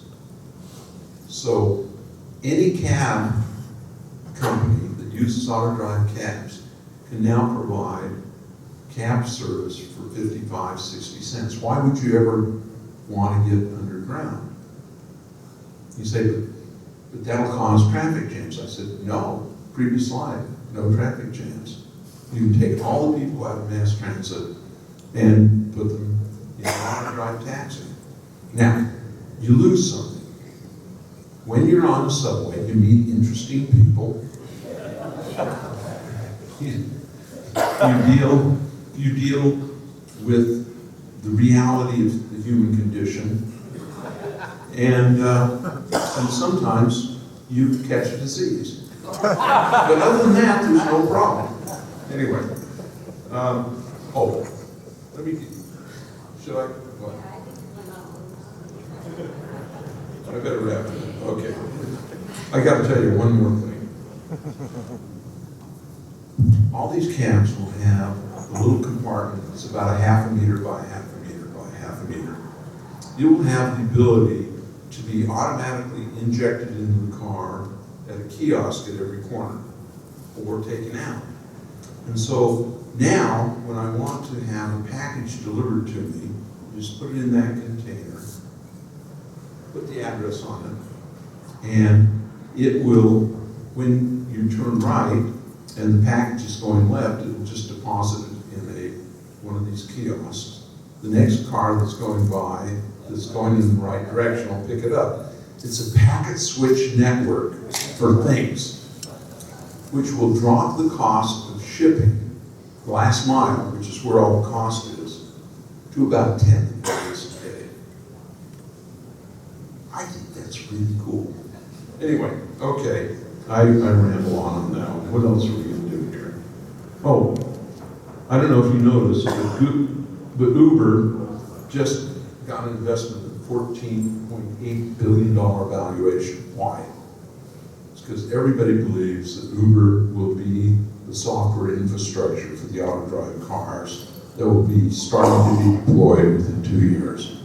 Now, it's not just Google.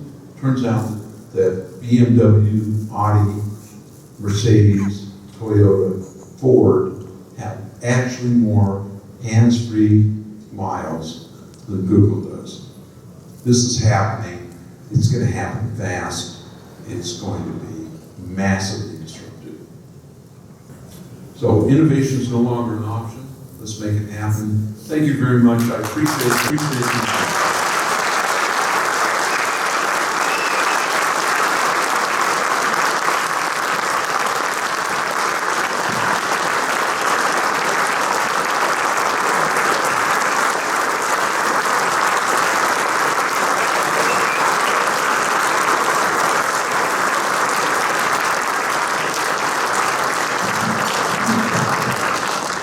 Nolan, thank you so much for being with us today.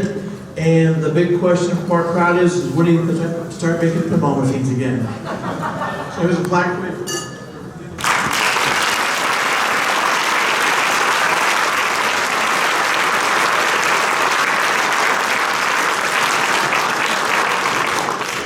For some reason, these people here. All gentlemen have been with us for 30 years this year. So, as is tradition, we have a jacket. We started with our Tent Expo.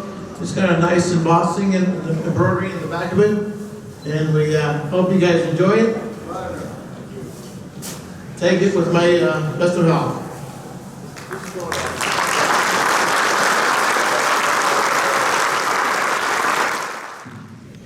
There is a long line of people that have been members of the Pinball Hall of Fame. Last year we lost Mike Angelo, who was one, and of course Amagali. But to help me enjoy this evening, I've known Nolan probably since I was about 15 years old. My father was one of his largest distributors, Valley Northeast in Boston, and I, for many, many years, especially during summers, unloaded many containers full of his games from Pong to Computer Space, and eventually threw them in the dumpsters years later as well. It was really, Dad scrapped a lot of stuff. But Nolan was really a pioneer in our industry, and I'm going to have a few pioneers. First off, both Gary and Mike were his contemporaries. Gary, at that point in time, running Stern, when I saw many Berserk games and Bagman and other things out there, Scramble. And of course Mike, who ran Williams at the time and brought Eugene and Steve from Atari after Nolan left to the Chicago pinball industry. So I'm going to have each one of them kind of say a couple quick words about Nolan, especially for Eugene and Steve, who had the pleasure of working with Nolan at Atari.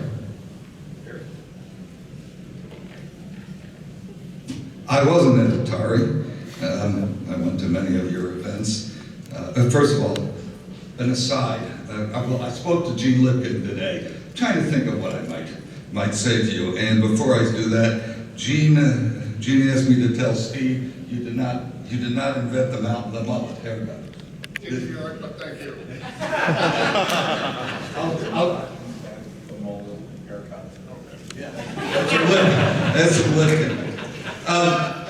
So we were talking about pinball and some of the great innovations that you pioneered and that you wanted to do and so forth. And he included things like the rotary solenoid and the wicket entry and putting the scores next to the flipper and things like that. And he said that again, I wasn't part of this, but these guys all worked with you, knew you. He said that you would stand in front of the blackboard in order to make your points with your pipe in hand. You would support your positions with pure bullshit, but with real authority and conviction. And they had facts and burned up parts in their hands. And yet, of course, they knew that you were going to win, that you were going to win and do what you wanted to do. They knew this when you cocked your head, looked skyward, stood on one leg, and started with, you know. So in any event, they described this to me. I wondered what was in that pipe when all this was going on. But Gene, I spoke to Gene, I spoke to my friend Frank, Baloo, and they all, of course, congratulate you.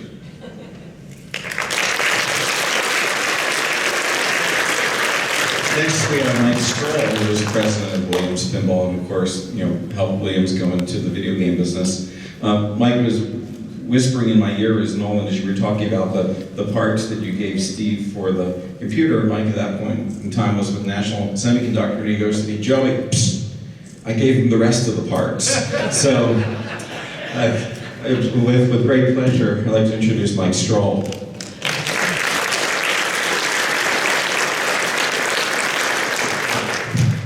I actually said to him, I gave him the first parts. It's just a quick story. The story is Steve was building something, and I was at National, and the field service manager came to me and said, there's this young guy who keeps calling in for parts, and National had just developed Scamp and Pace as their 4-bit and 8-bit processors. And I said to him, the next time he calls in, I'd like to talk to him. And I spoke to him, and Steve invited me out to his house in Los Altos and showed me what he was doing with it. And as I left, I said to him, "What do you call it?" He said, "Apple One." So that's the story. But I would like to congratulate you also. Without you, I have no idea where this industry would have been. We still might have been building electromechanical pinball machines. So we all owe a gratitude to you, Nolan, for a job well done and your creativity.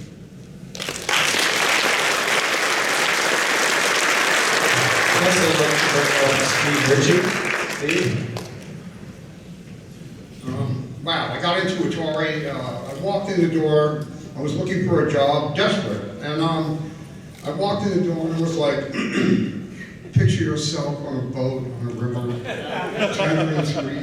trees, and marmalade skies, and no, I haven't been drinking.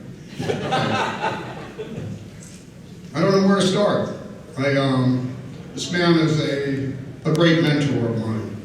He, wow, okay, I took a piece of paper and a piece of wood home while I was an electromechanical technician on the line at Atari. Ready? Brainwash, Jockey Fowler, Larry Banks, Dan Corona. I think I was employee number 50. I wasn't there when it was happening with Syzygy. Anyway, wow. I'm just going to say that Nolan is like one of the most creative people I ever knew. And the way that Atari was, the way that everybody, I mean, we called ourselves Atarians. We were Atarians. It was a club of people who were creative and just energized. Remember the brownies? We were. I mean, it was totally awesome, man.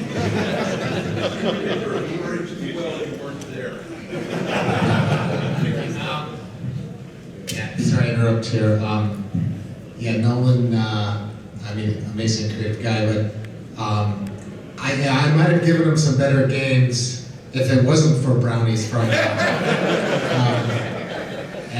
You know, I had one in the freezer all these years, and so here it is. I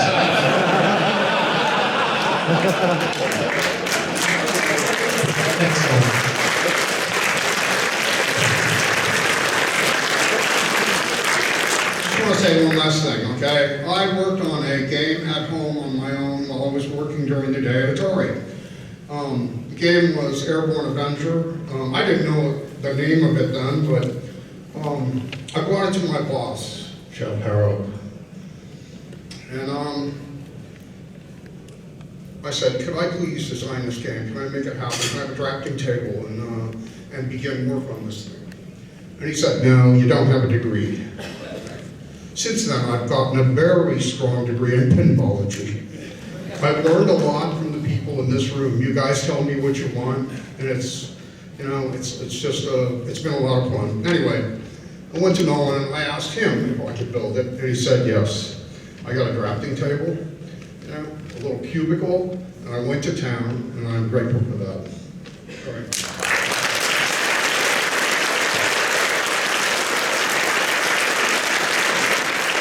Well, you know, I look around this room and I see a lot of dreamers, and coming back this year, seeing how pinball has become not just something that we play that the manufacturers make, but we see a lot of, we'll call you all manufacturers, people building that first game in their garage or in their basement or with their pinball starter kit or taking apart a game and turning it into something else.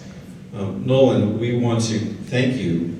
You are in a particular lineage of people that dreamt big, and you also started a pinball company.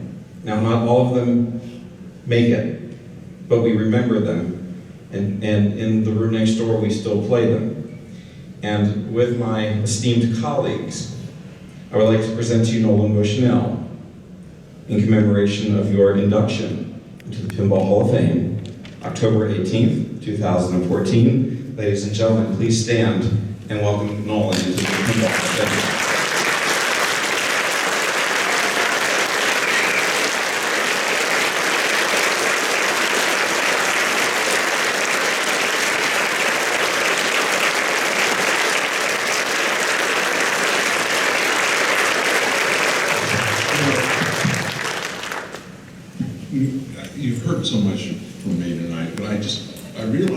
out something.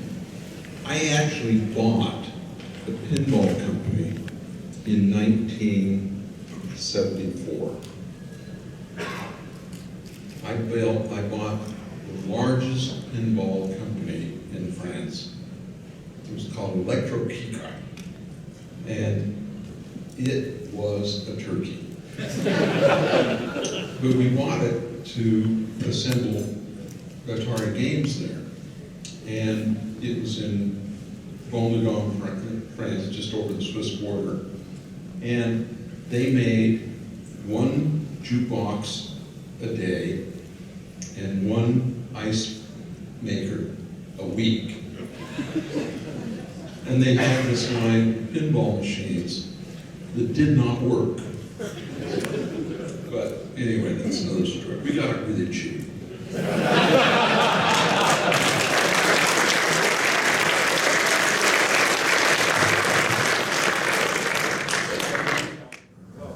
So, we made him big.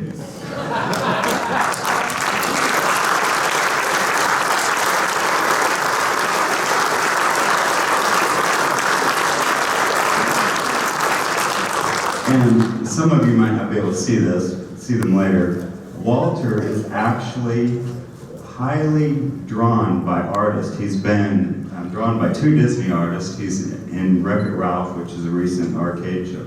He's Mr. Litwack, so that's a running joke. It's fun to introduce him in grocery stores and stuff. So I'm going to turn this over to Walter so he can do his thing.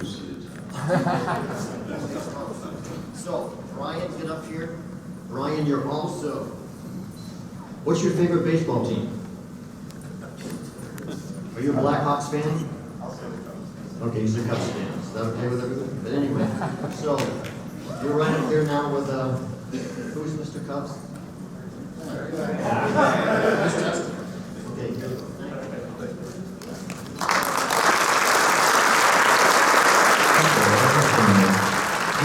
The best heritage in the place, but I have Jaden Burke come up here. Oh, let's hear it.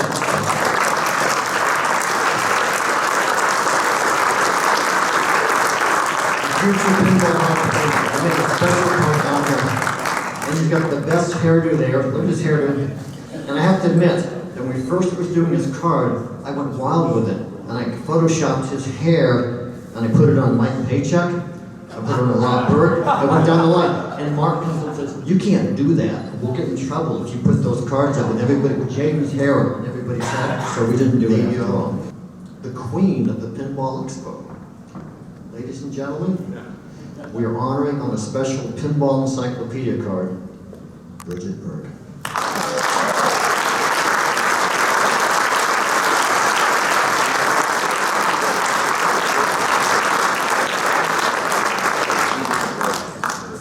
I think we finally have someone tonight who actually is surprised by this. Someone who didn't know secretly behind the scenes. Okay, let's stand.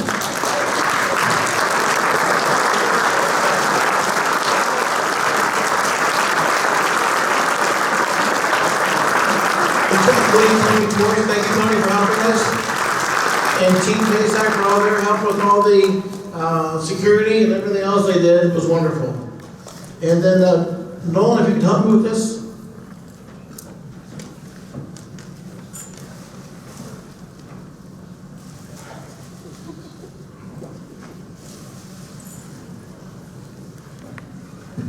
Nolan reminded me that I'm not going to speak unless you help me give an award to my wife or to your wife.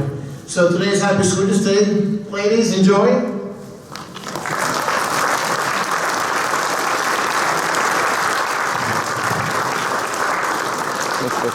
And we want to give you one final 5-minute, Gary promised, one final presentation. If you guys get ready, everybody now lights a little bit. And just kind of give you a synopsis, a quick synopsis of what it was like 30 years. This was the very first invitation we sent, 1985. And which button, guys? Left or right? Left button. The scheduled event, as you see, you know, today we had, I don't know, 50 seminars here. There was maybe 10 or 6. But some of the people we brought in back then, there's a registration of guys.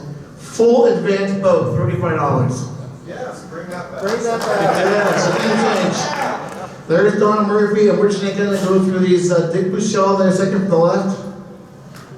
Ed Trapunski, if you guys remember him way back when. Dick Bushell, Steve Cord to the right. Thursday again, John Papaduke serving tea at the table. Paul Calamari, Mr. Pinball at Bally. And this is our first group of all our designers and artists. To the far left there is Harvey Heiss. And there's several people there. Roger Sharper in the middle, Barry Osler. There's a little bit later, young chaps. The third one to the left is Mike Gottlieb, the one behind him and so forth. Jeff Walker to the left. John Burris.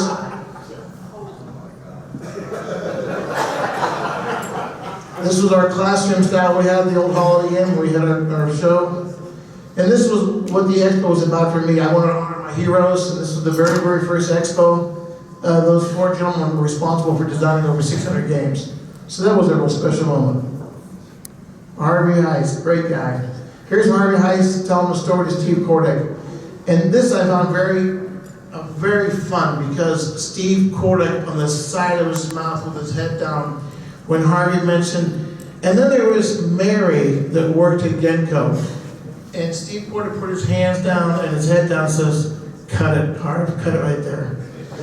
So that was fun.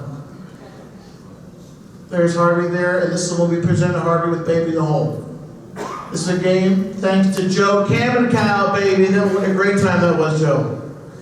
And that was when it was built by Joe and his team. Jerry Kelly. Aaron Bennett, do you remember who that is, Gary? Aaron Bennett? Yeah, I do. Aaron and Roger. Joe, you remember this one? Joe and Gary, this was, I don't know, maybe the 5th expo or so. Dan Kramer. Phil Bernstein. RC Atkins called. Roger. Oh, there's a visit to Williams. 1988, guys. Gary, a young Gary, Julius Staten, was there Staten? Yeah. Tim Arnold on the way for him to go to his Hall of Fame. Ad Hawker from the Netherlands, I believe. There's Mike. Remember that guy, Mike? This is something we did in the old days. It was so much fun. We used to have these auctions once a year. This was U.S. Amusement Company. There's Chris Slimmer up there. And those are always some fun times. And again, this is very, very early footage of early expos. Mike as a child. John Trudeau.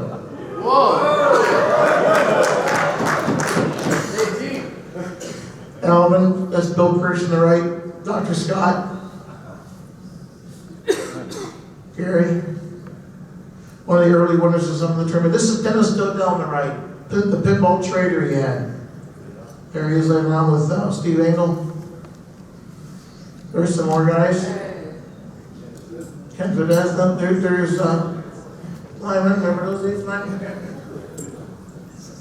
There is Rick Stedham. In the early expos, he was the champion year after year. He would dance around like no one's business. There's one of his patent moves. And the winner. There's our Miss Flipper, Bridget on the right with her dad. Mike with Jim Tolbert in Kansas, I believe. Jay Marston. Mr. Fred Young, he was back then. This was a great one here. Joe, if you remember, this is one where you got like a dollar bill and then you had all the audience look at the dollar bill. It was a game you guys came up with. Yep. Python. The double mustache as me. Roger, son. Paul Ferris. The young Kevin O'Connor. Rachel again with John Yossi. And this was Richard Shapiro, and he was the first guy to learn how to play pinball. A lot of fun. Another auction. There was Mike Clark, aka Hippie. Roger. Some of our Japanese friends. Several here tonight. This is the honors Steve Kordick here. Steve again. Wayne and his wife Muriel. Kevin. Some champs there. What's on the left, guys? Can't remember. And this Gary Flower. Steve Epstein is a child. Steve again. This was Doug Young, IFPA. Young Jim Allen, John Norris to the left.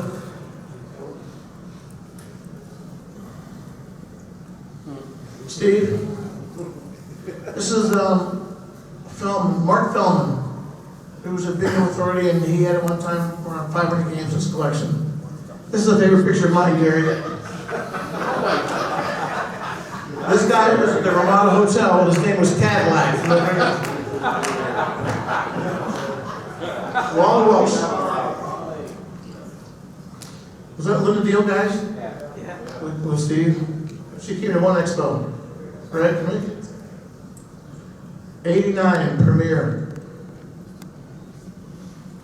Dennis Nordman. Japanese friends again, Mark Bueno. Spiros, he was the convention manager, the banquet manager, but actually he stopped by today to see us after all these years. Another shot of the convention hall. That's Tim Arnold on the right. Steve with the champion. John Norris. Barry Oswald. Tim Arnold. Some helpers. Mystery Castle guys. What year was that? 93. Mike, Worldwide Distributors, give back. Chance Test. Steve Young. By the way, for those of you who have talked to Gloria on the phone, that's Gloria, second to the right. So orange here, that's Ed Penske in the middle. Brad Kamick. There's Don Murphy again. TPO. There is Dave Moore. Ray Chancer. The young Greg Kamick. Greg Ferris.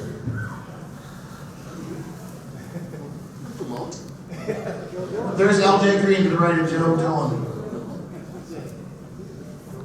Jim Pamela. Mark Wayne. Autograph section way back when. Tim Seckle, there it is, guys. Total Recall. No, just the only simple one. I understand it's still sitting at Stern. There it is, side by side. So, Gary, time to rebuild it, buddy. Just for the expo guys. There's Tim. I don't know what this game was. Joe, do you remember this game? No. Genesis, we toured there one year.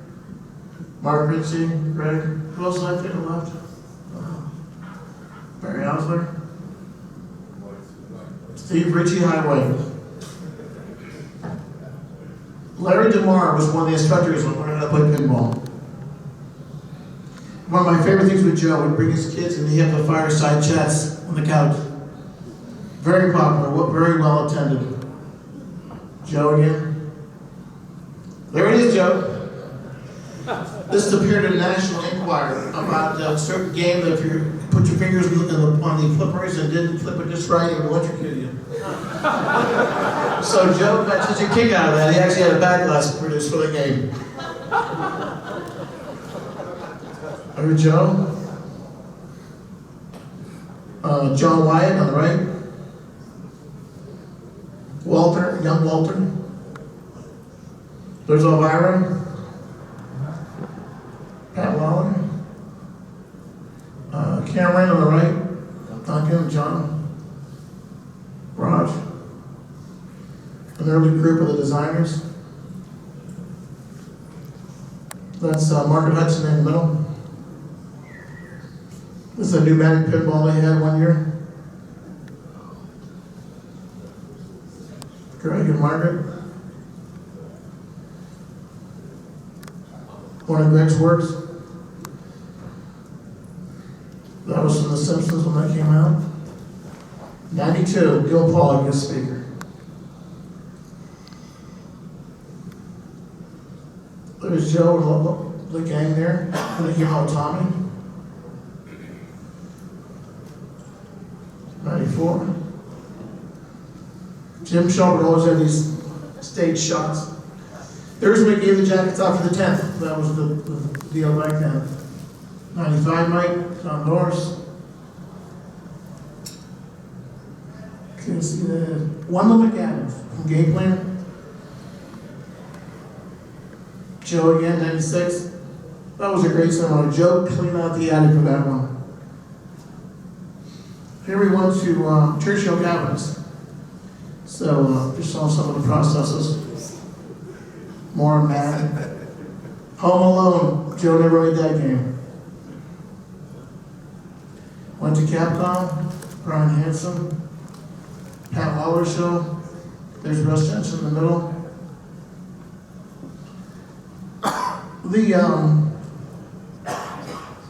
This is something we see all the time, is the fireside chats in my suite.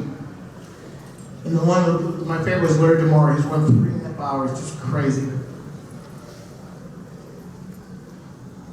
There's Joe again with John.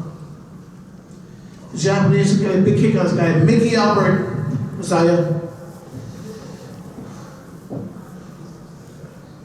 Mayfair at the time. Greg Kimmick with the concept game. There it is.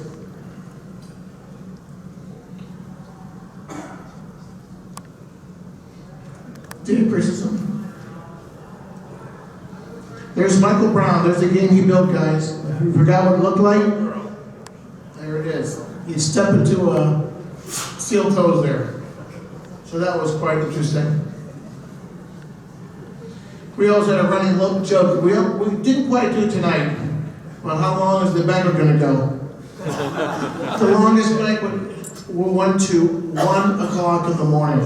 Let's eat it tonight. Almost done, Joe. In the old days, we used to have the finals at the banquet. The flip-out finals were at the banquet. Oh, it's your fault, Mike. Try to breeze through here. Pat Lawler with his car. Fireside chat. Larry Wayne. These guys came out of Canada. They built a game from scratch. Mike, look out. Richard Longhurst, wood goat collector. Pat Pan on the right. These are Dutch guys, I believe, isn't it?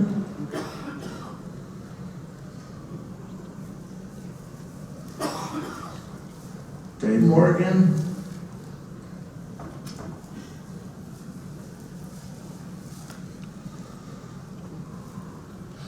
Kevin O'Connor, the Hypnos. I thought I'd bring him in one year, but no one was really into dancing. Walter again. Gary, who is this guy? I just don't really recognize him.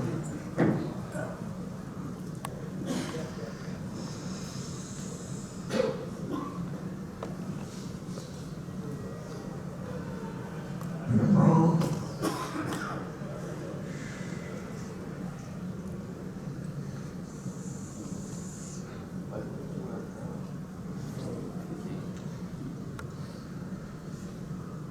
That was a good one. I want that one there.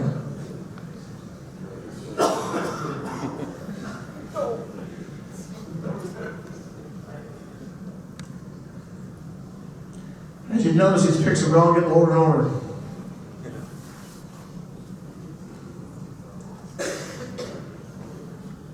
Mark Springer, Gene Cunningham, John Armstrong. Where's Martin? He's here this year. Japanese again. There's Brian Eddy. They were discussing about the Medieval Madness. That was a great seminar. Ed Cibola. Joe would always ask me, so we got to put him in the Hall of Fame, and there he is.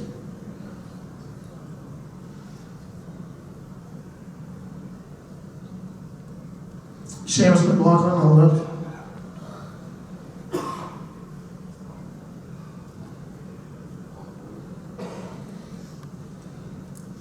That's Gary Gate, by the way, or Doug Watson. Mike.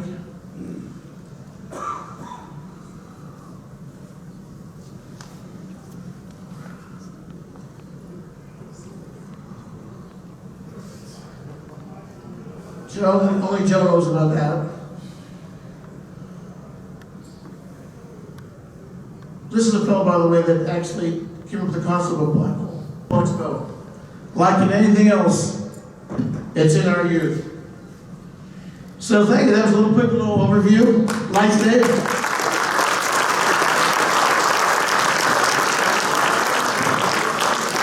Just to sum up, it's been a very long night. We appreciate you sitting here through it.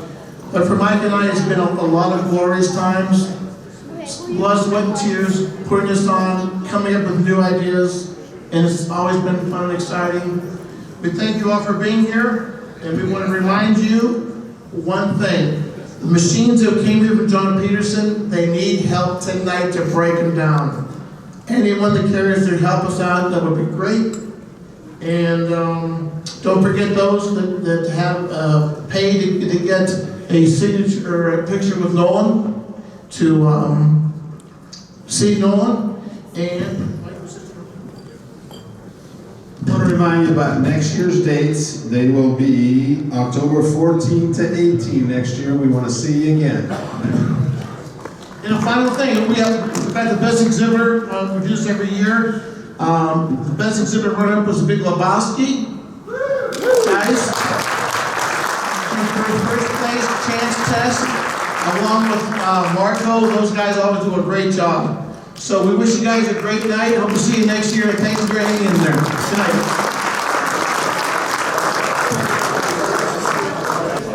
To make fun of you?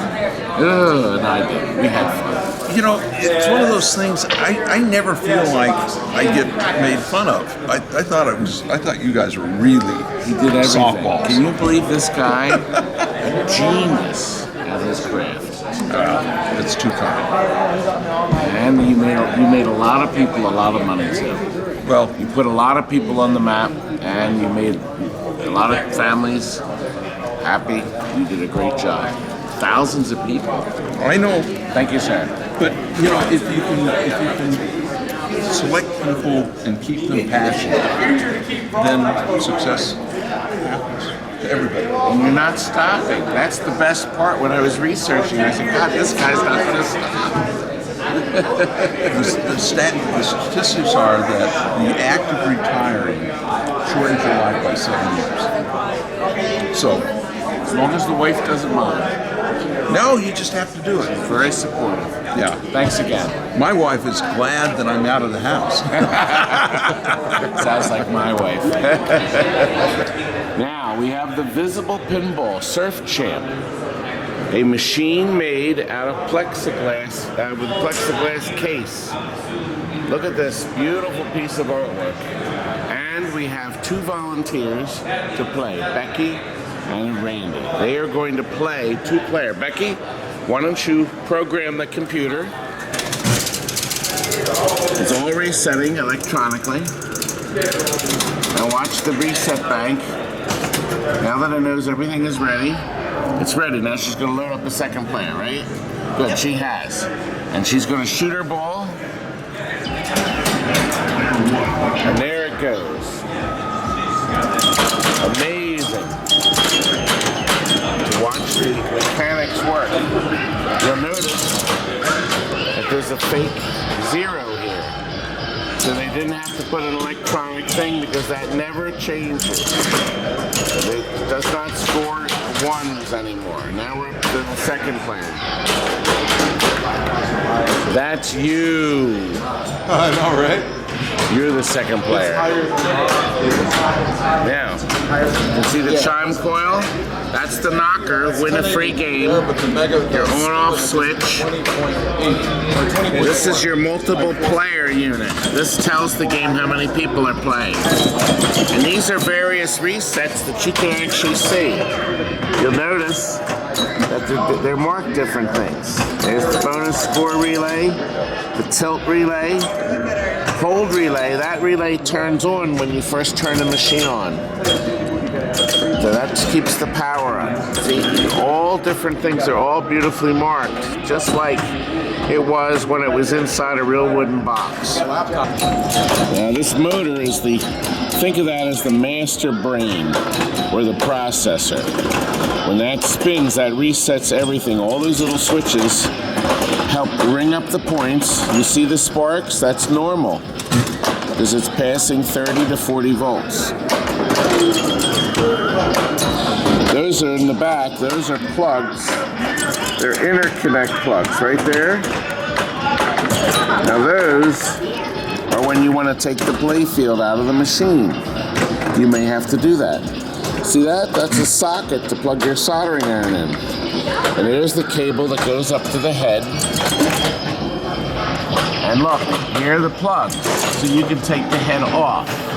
It's not focusing well because we're going through plastic.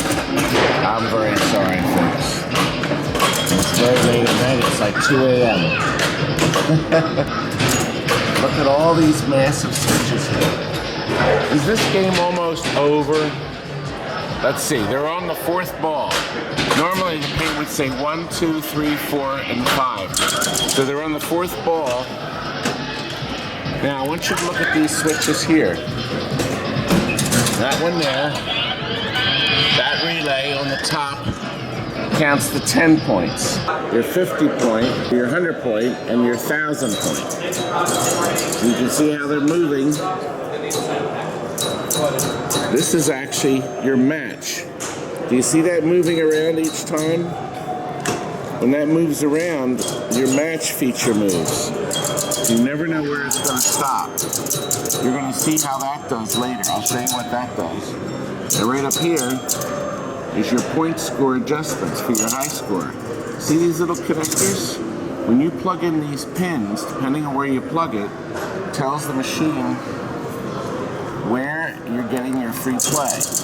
So in other words, if you look at there, if you take this 7, so the 7 you correspond there is, looks like it's 70,000. So if you plug that 7 into the top right hole here, the game will pop a game at 75,000 points. Very clever stuff. You can plug in several, so it'll pop in several scores. You can see through here, there's several main components to your machine. And here are your plugs to take the head off. So if you wanted to take the head off, you'd unplug that. You can actually see the 4 bolts that hold the head to the body. Of course, your power cord goes in and down. This looks like it's, that's fluorescent lighting, or for your neon tubes, actually. Neat stuff, huh? Now we're on ball number 5. That's this right here. And you can see that Randy has a slight advantage. 11,000 points. Becky, you've got an advantage to you, young lady. This is not as accurate as we want it to be. It's just so late. We are very tired. But they want to take this machine out, so by us showing you now, you can kind of see. Oh, see this? That's the prop arm to hold the head up. Oh, the last game. Now, you got your work cut out for you, Ed. We're on player 2.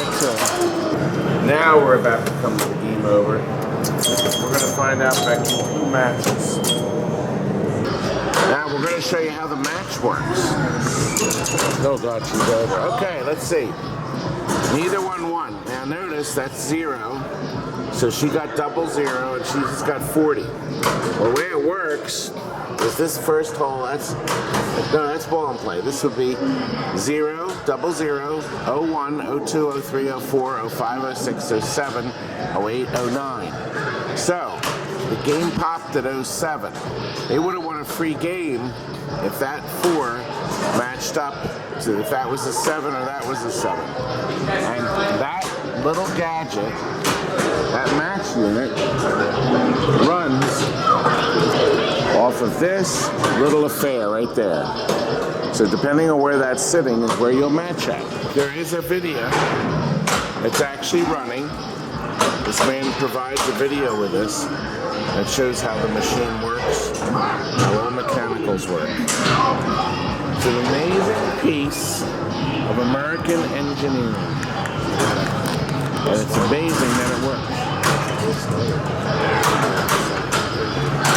Yeah. We're gonna do one quick start so you can watch it cycle again. Go ahead. So that bang itself up. And, let's go into the playroom one last time. I am worn out. Oh my gosh.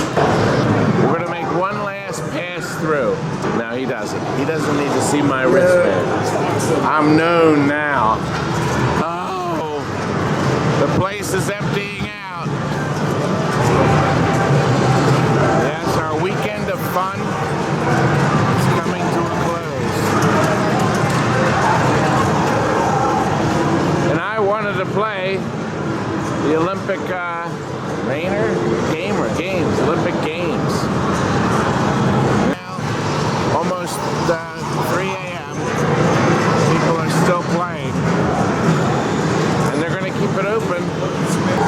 Anyway, we may be able to get in to another party, a special party for the big LEBOWSKI.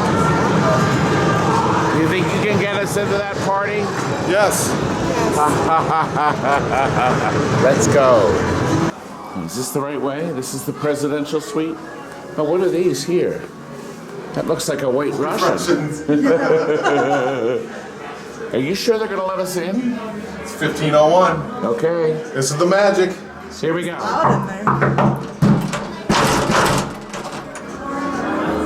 Hey guys. Hey. Hey. I see you got a party here. Yes, VIP only. I heard some pinball machines in this general area. Yeah, I gotta get in here. What's it gonna take to get in? I gotta get in here to film. Password. How about the big LEBOWSKI. Something like How about dude? Nope. No. It's not about the Chinaman. Nope, sorry. This rug really ties the room together. Ah, there you go.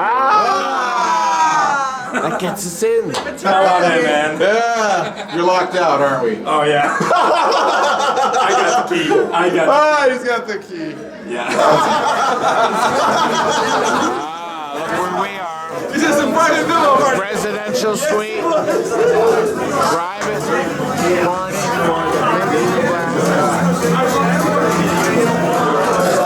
It is humming here, isn't it? Yeah, it's humming. It's humming. This pinball machine's exciting. One of the real girls from the movie, right? Press the part for the show.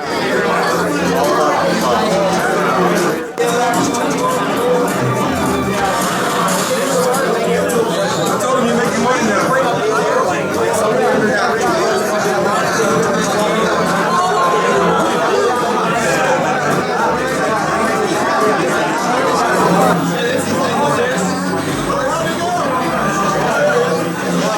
This is a pinball machine. Whatever you say. I just found that out tonight. He told me it's a pinball machine. It is a pinball machine for sure. That's what you told me. Yeah, it is. Oh yeah, no joke. He says it's a pin table. What's the difference? It's a pinball ball. It's different generations. It's different generations. Pin table, you put beer on it, right? No. And this is Proto 3. So there are 3 of these currently, and hopefully a lot more, right? For sure, right? That beautiful color display, look at that. party. I'm at every party. And he helped up me in that, all those pellets. Game show and Lion Man. Flying Lions. Right. So now, if you come next year, maybe you'll be invited. Everybody's invited. Open house. I'm a celebrity already.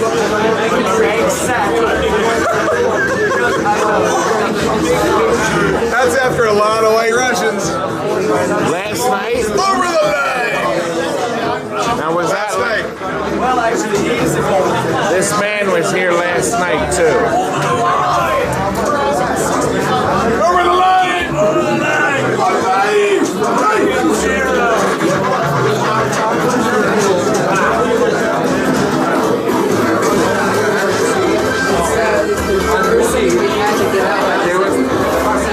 So a year ago, we were saying, okay, we're doing this deadlines. Nobody knew that. Now they're taking pre-orders now for this. Do you have any idea what the delivery date may be? Why you videotaping me asking about delivery dates? So honestly, no. What delivery dates are? Right, we're looking right now at Q2 of 2015, which is probably towards the end of Q2, starting to ship them. So that's July.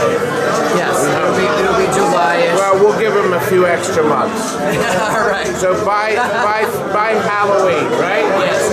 So if people are pre-ordering now, it's looking like more like Q3. Good things are worth waiting for. Remember, I ordered that Big Bang bar and I waited 3 years, but they delivered. That's great. Wow. Now that's bright. Oh, yeah. Screwed.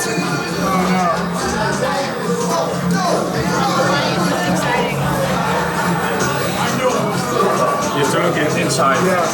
See it. You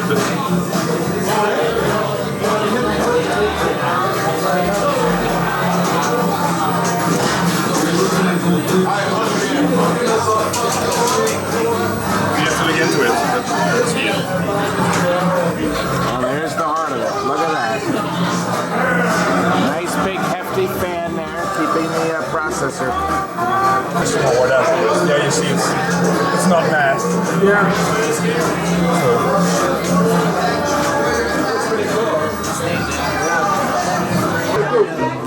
Go out here in the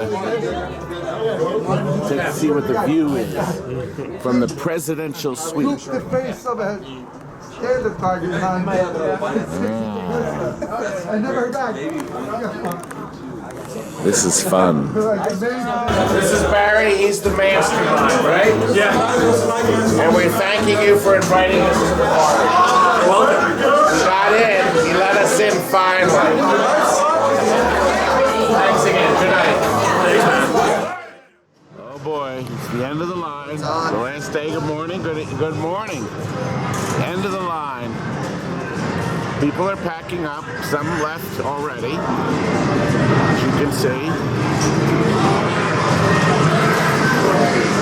There are still a few players. I don't know if anybody stayed through the night, but this stayed open all night. There's an open Walking Dead. Oh my gosh. Let's go over.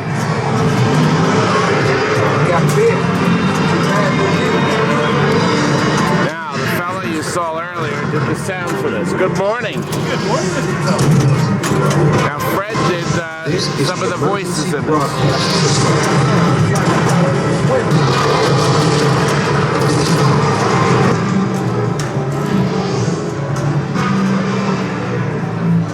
Oh, we know where those machines were, or are now. Let's go into the exhibit hall next door. Here's the man that did the retro pins. He's packing up now. You saw his card earlier. Okay. Few less games in the playroom. I wonder if anybody here spent the night. Shall we ask?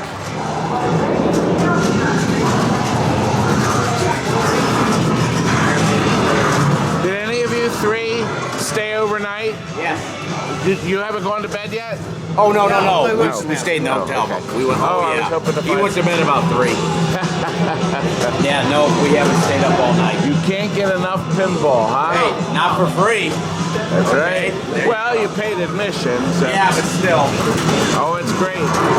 The CSI is terrific, isn't it? We would have put more than I played it last night.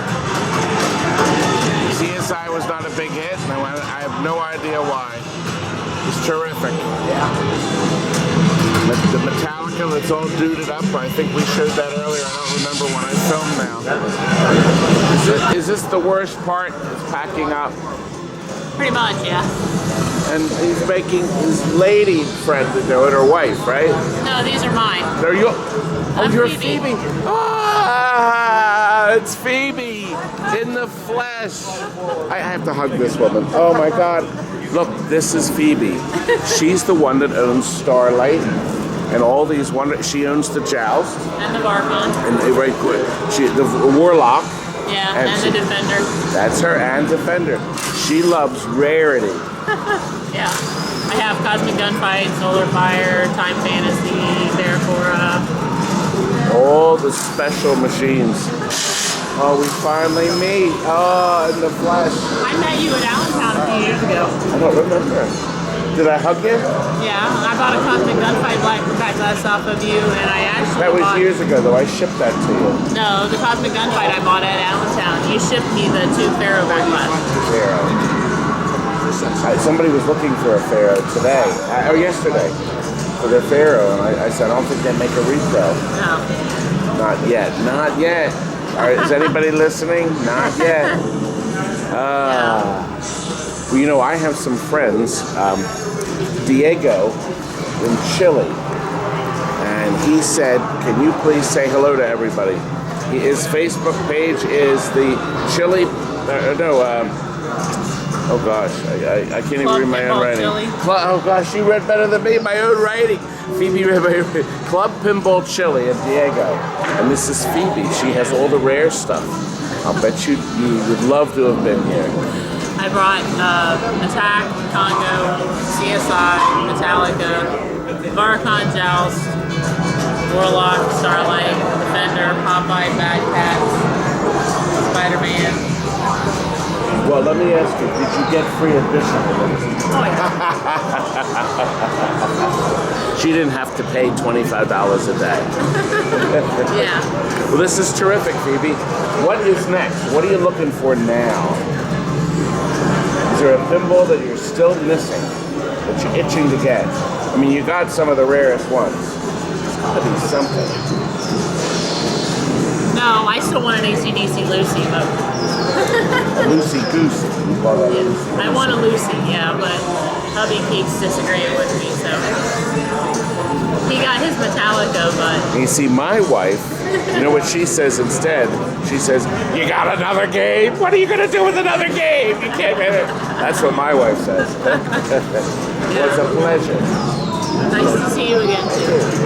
We have time for one last picture. We had a lot of fun, didn't we, guys? We did. We did. They're going back to the Netherlands, but not until Friday. Not until Friday. So they are on their way on another adventure. Where are you going to go? They're going to go to Niagara Falls. Niagara Falls? Then road trip. Wait a minute. Do you know about Niagara Falls? Slowly I turned, and step by step, inch by inch. I won't do the rest of it. You do know that routine, right? Actually, no. It's new for us. What? Yeah. They don't know the routine. The routine was done by 3 or 4 different comedians. But the Stooges did it best. And that's what you heard. Okay, thanks, Todd. Okay, guys. The Reeve family, all the way from Atlanta. But you're leaving. Yeah, time to go home. Gotta get on the plane. The flight leaves in like 2 hours. Oh no. Oh gosh. Did you guys have a good time? We had a blast. Great time. Yeah. Great show. Oh, see what you're missing. Anyway. First time here. Wow, the first time here. My gosh. Wait a minute. I can't see. What town are we in? Chicago, Chicago, that toddling town. See, I did it one more time. Have a good flight back. Thanks, Todd. Everybody's doing the finals now for the grand champions for the weekend.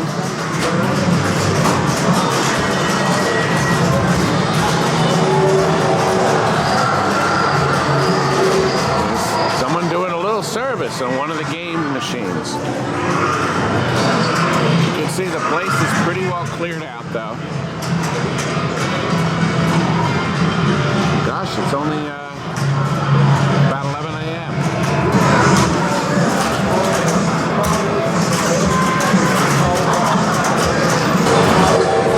Is your boyfriend here? Yeah, he's playing over there on the side. Was he surprised that he... Well, he qualified at the 11th hour. It was a pretty amazing feat on World Poker Tour. So it was pretty Wow. I bet he's shaking. But look, he looks like he's concentrating now. He's keeping an eye on that. Oh boy, I hope he wins. I hope so too.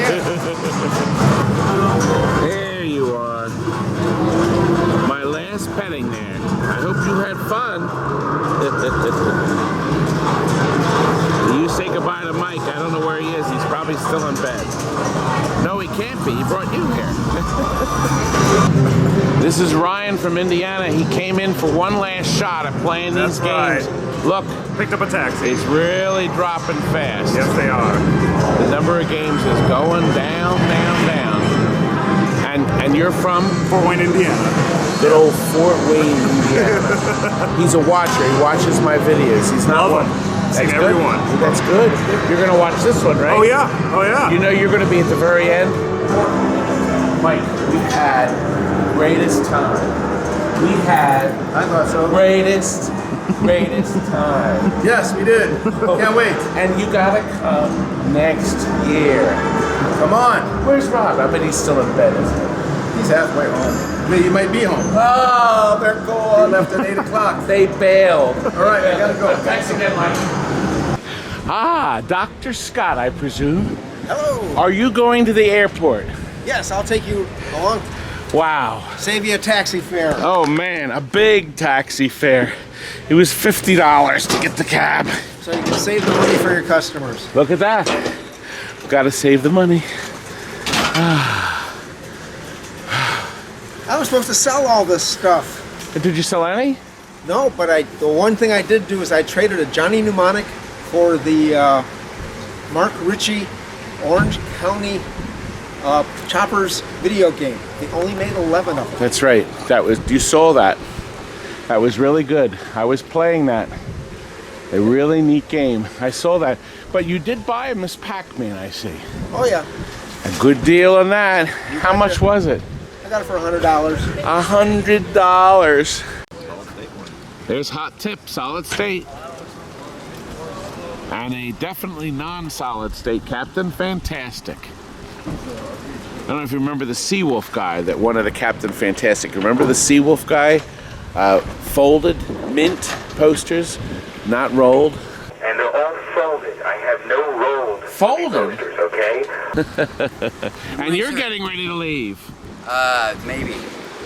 He's not sure. He wants to stay. I have to get through these first. We'll see.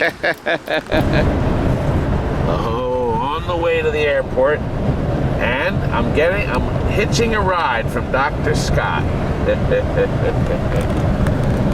And this is it. This is our final post as we leave the Pinball Expo. And we have time for one last 1, 2, 3.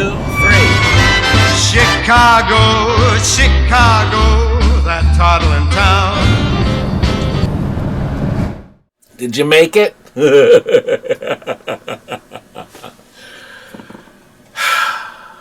I'm exhausted. But you know what, folks? We had a great time. And living is good, isn't it?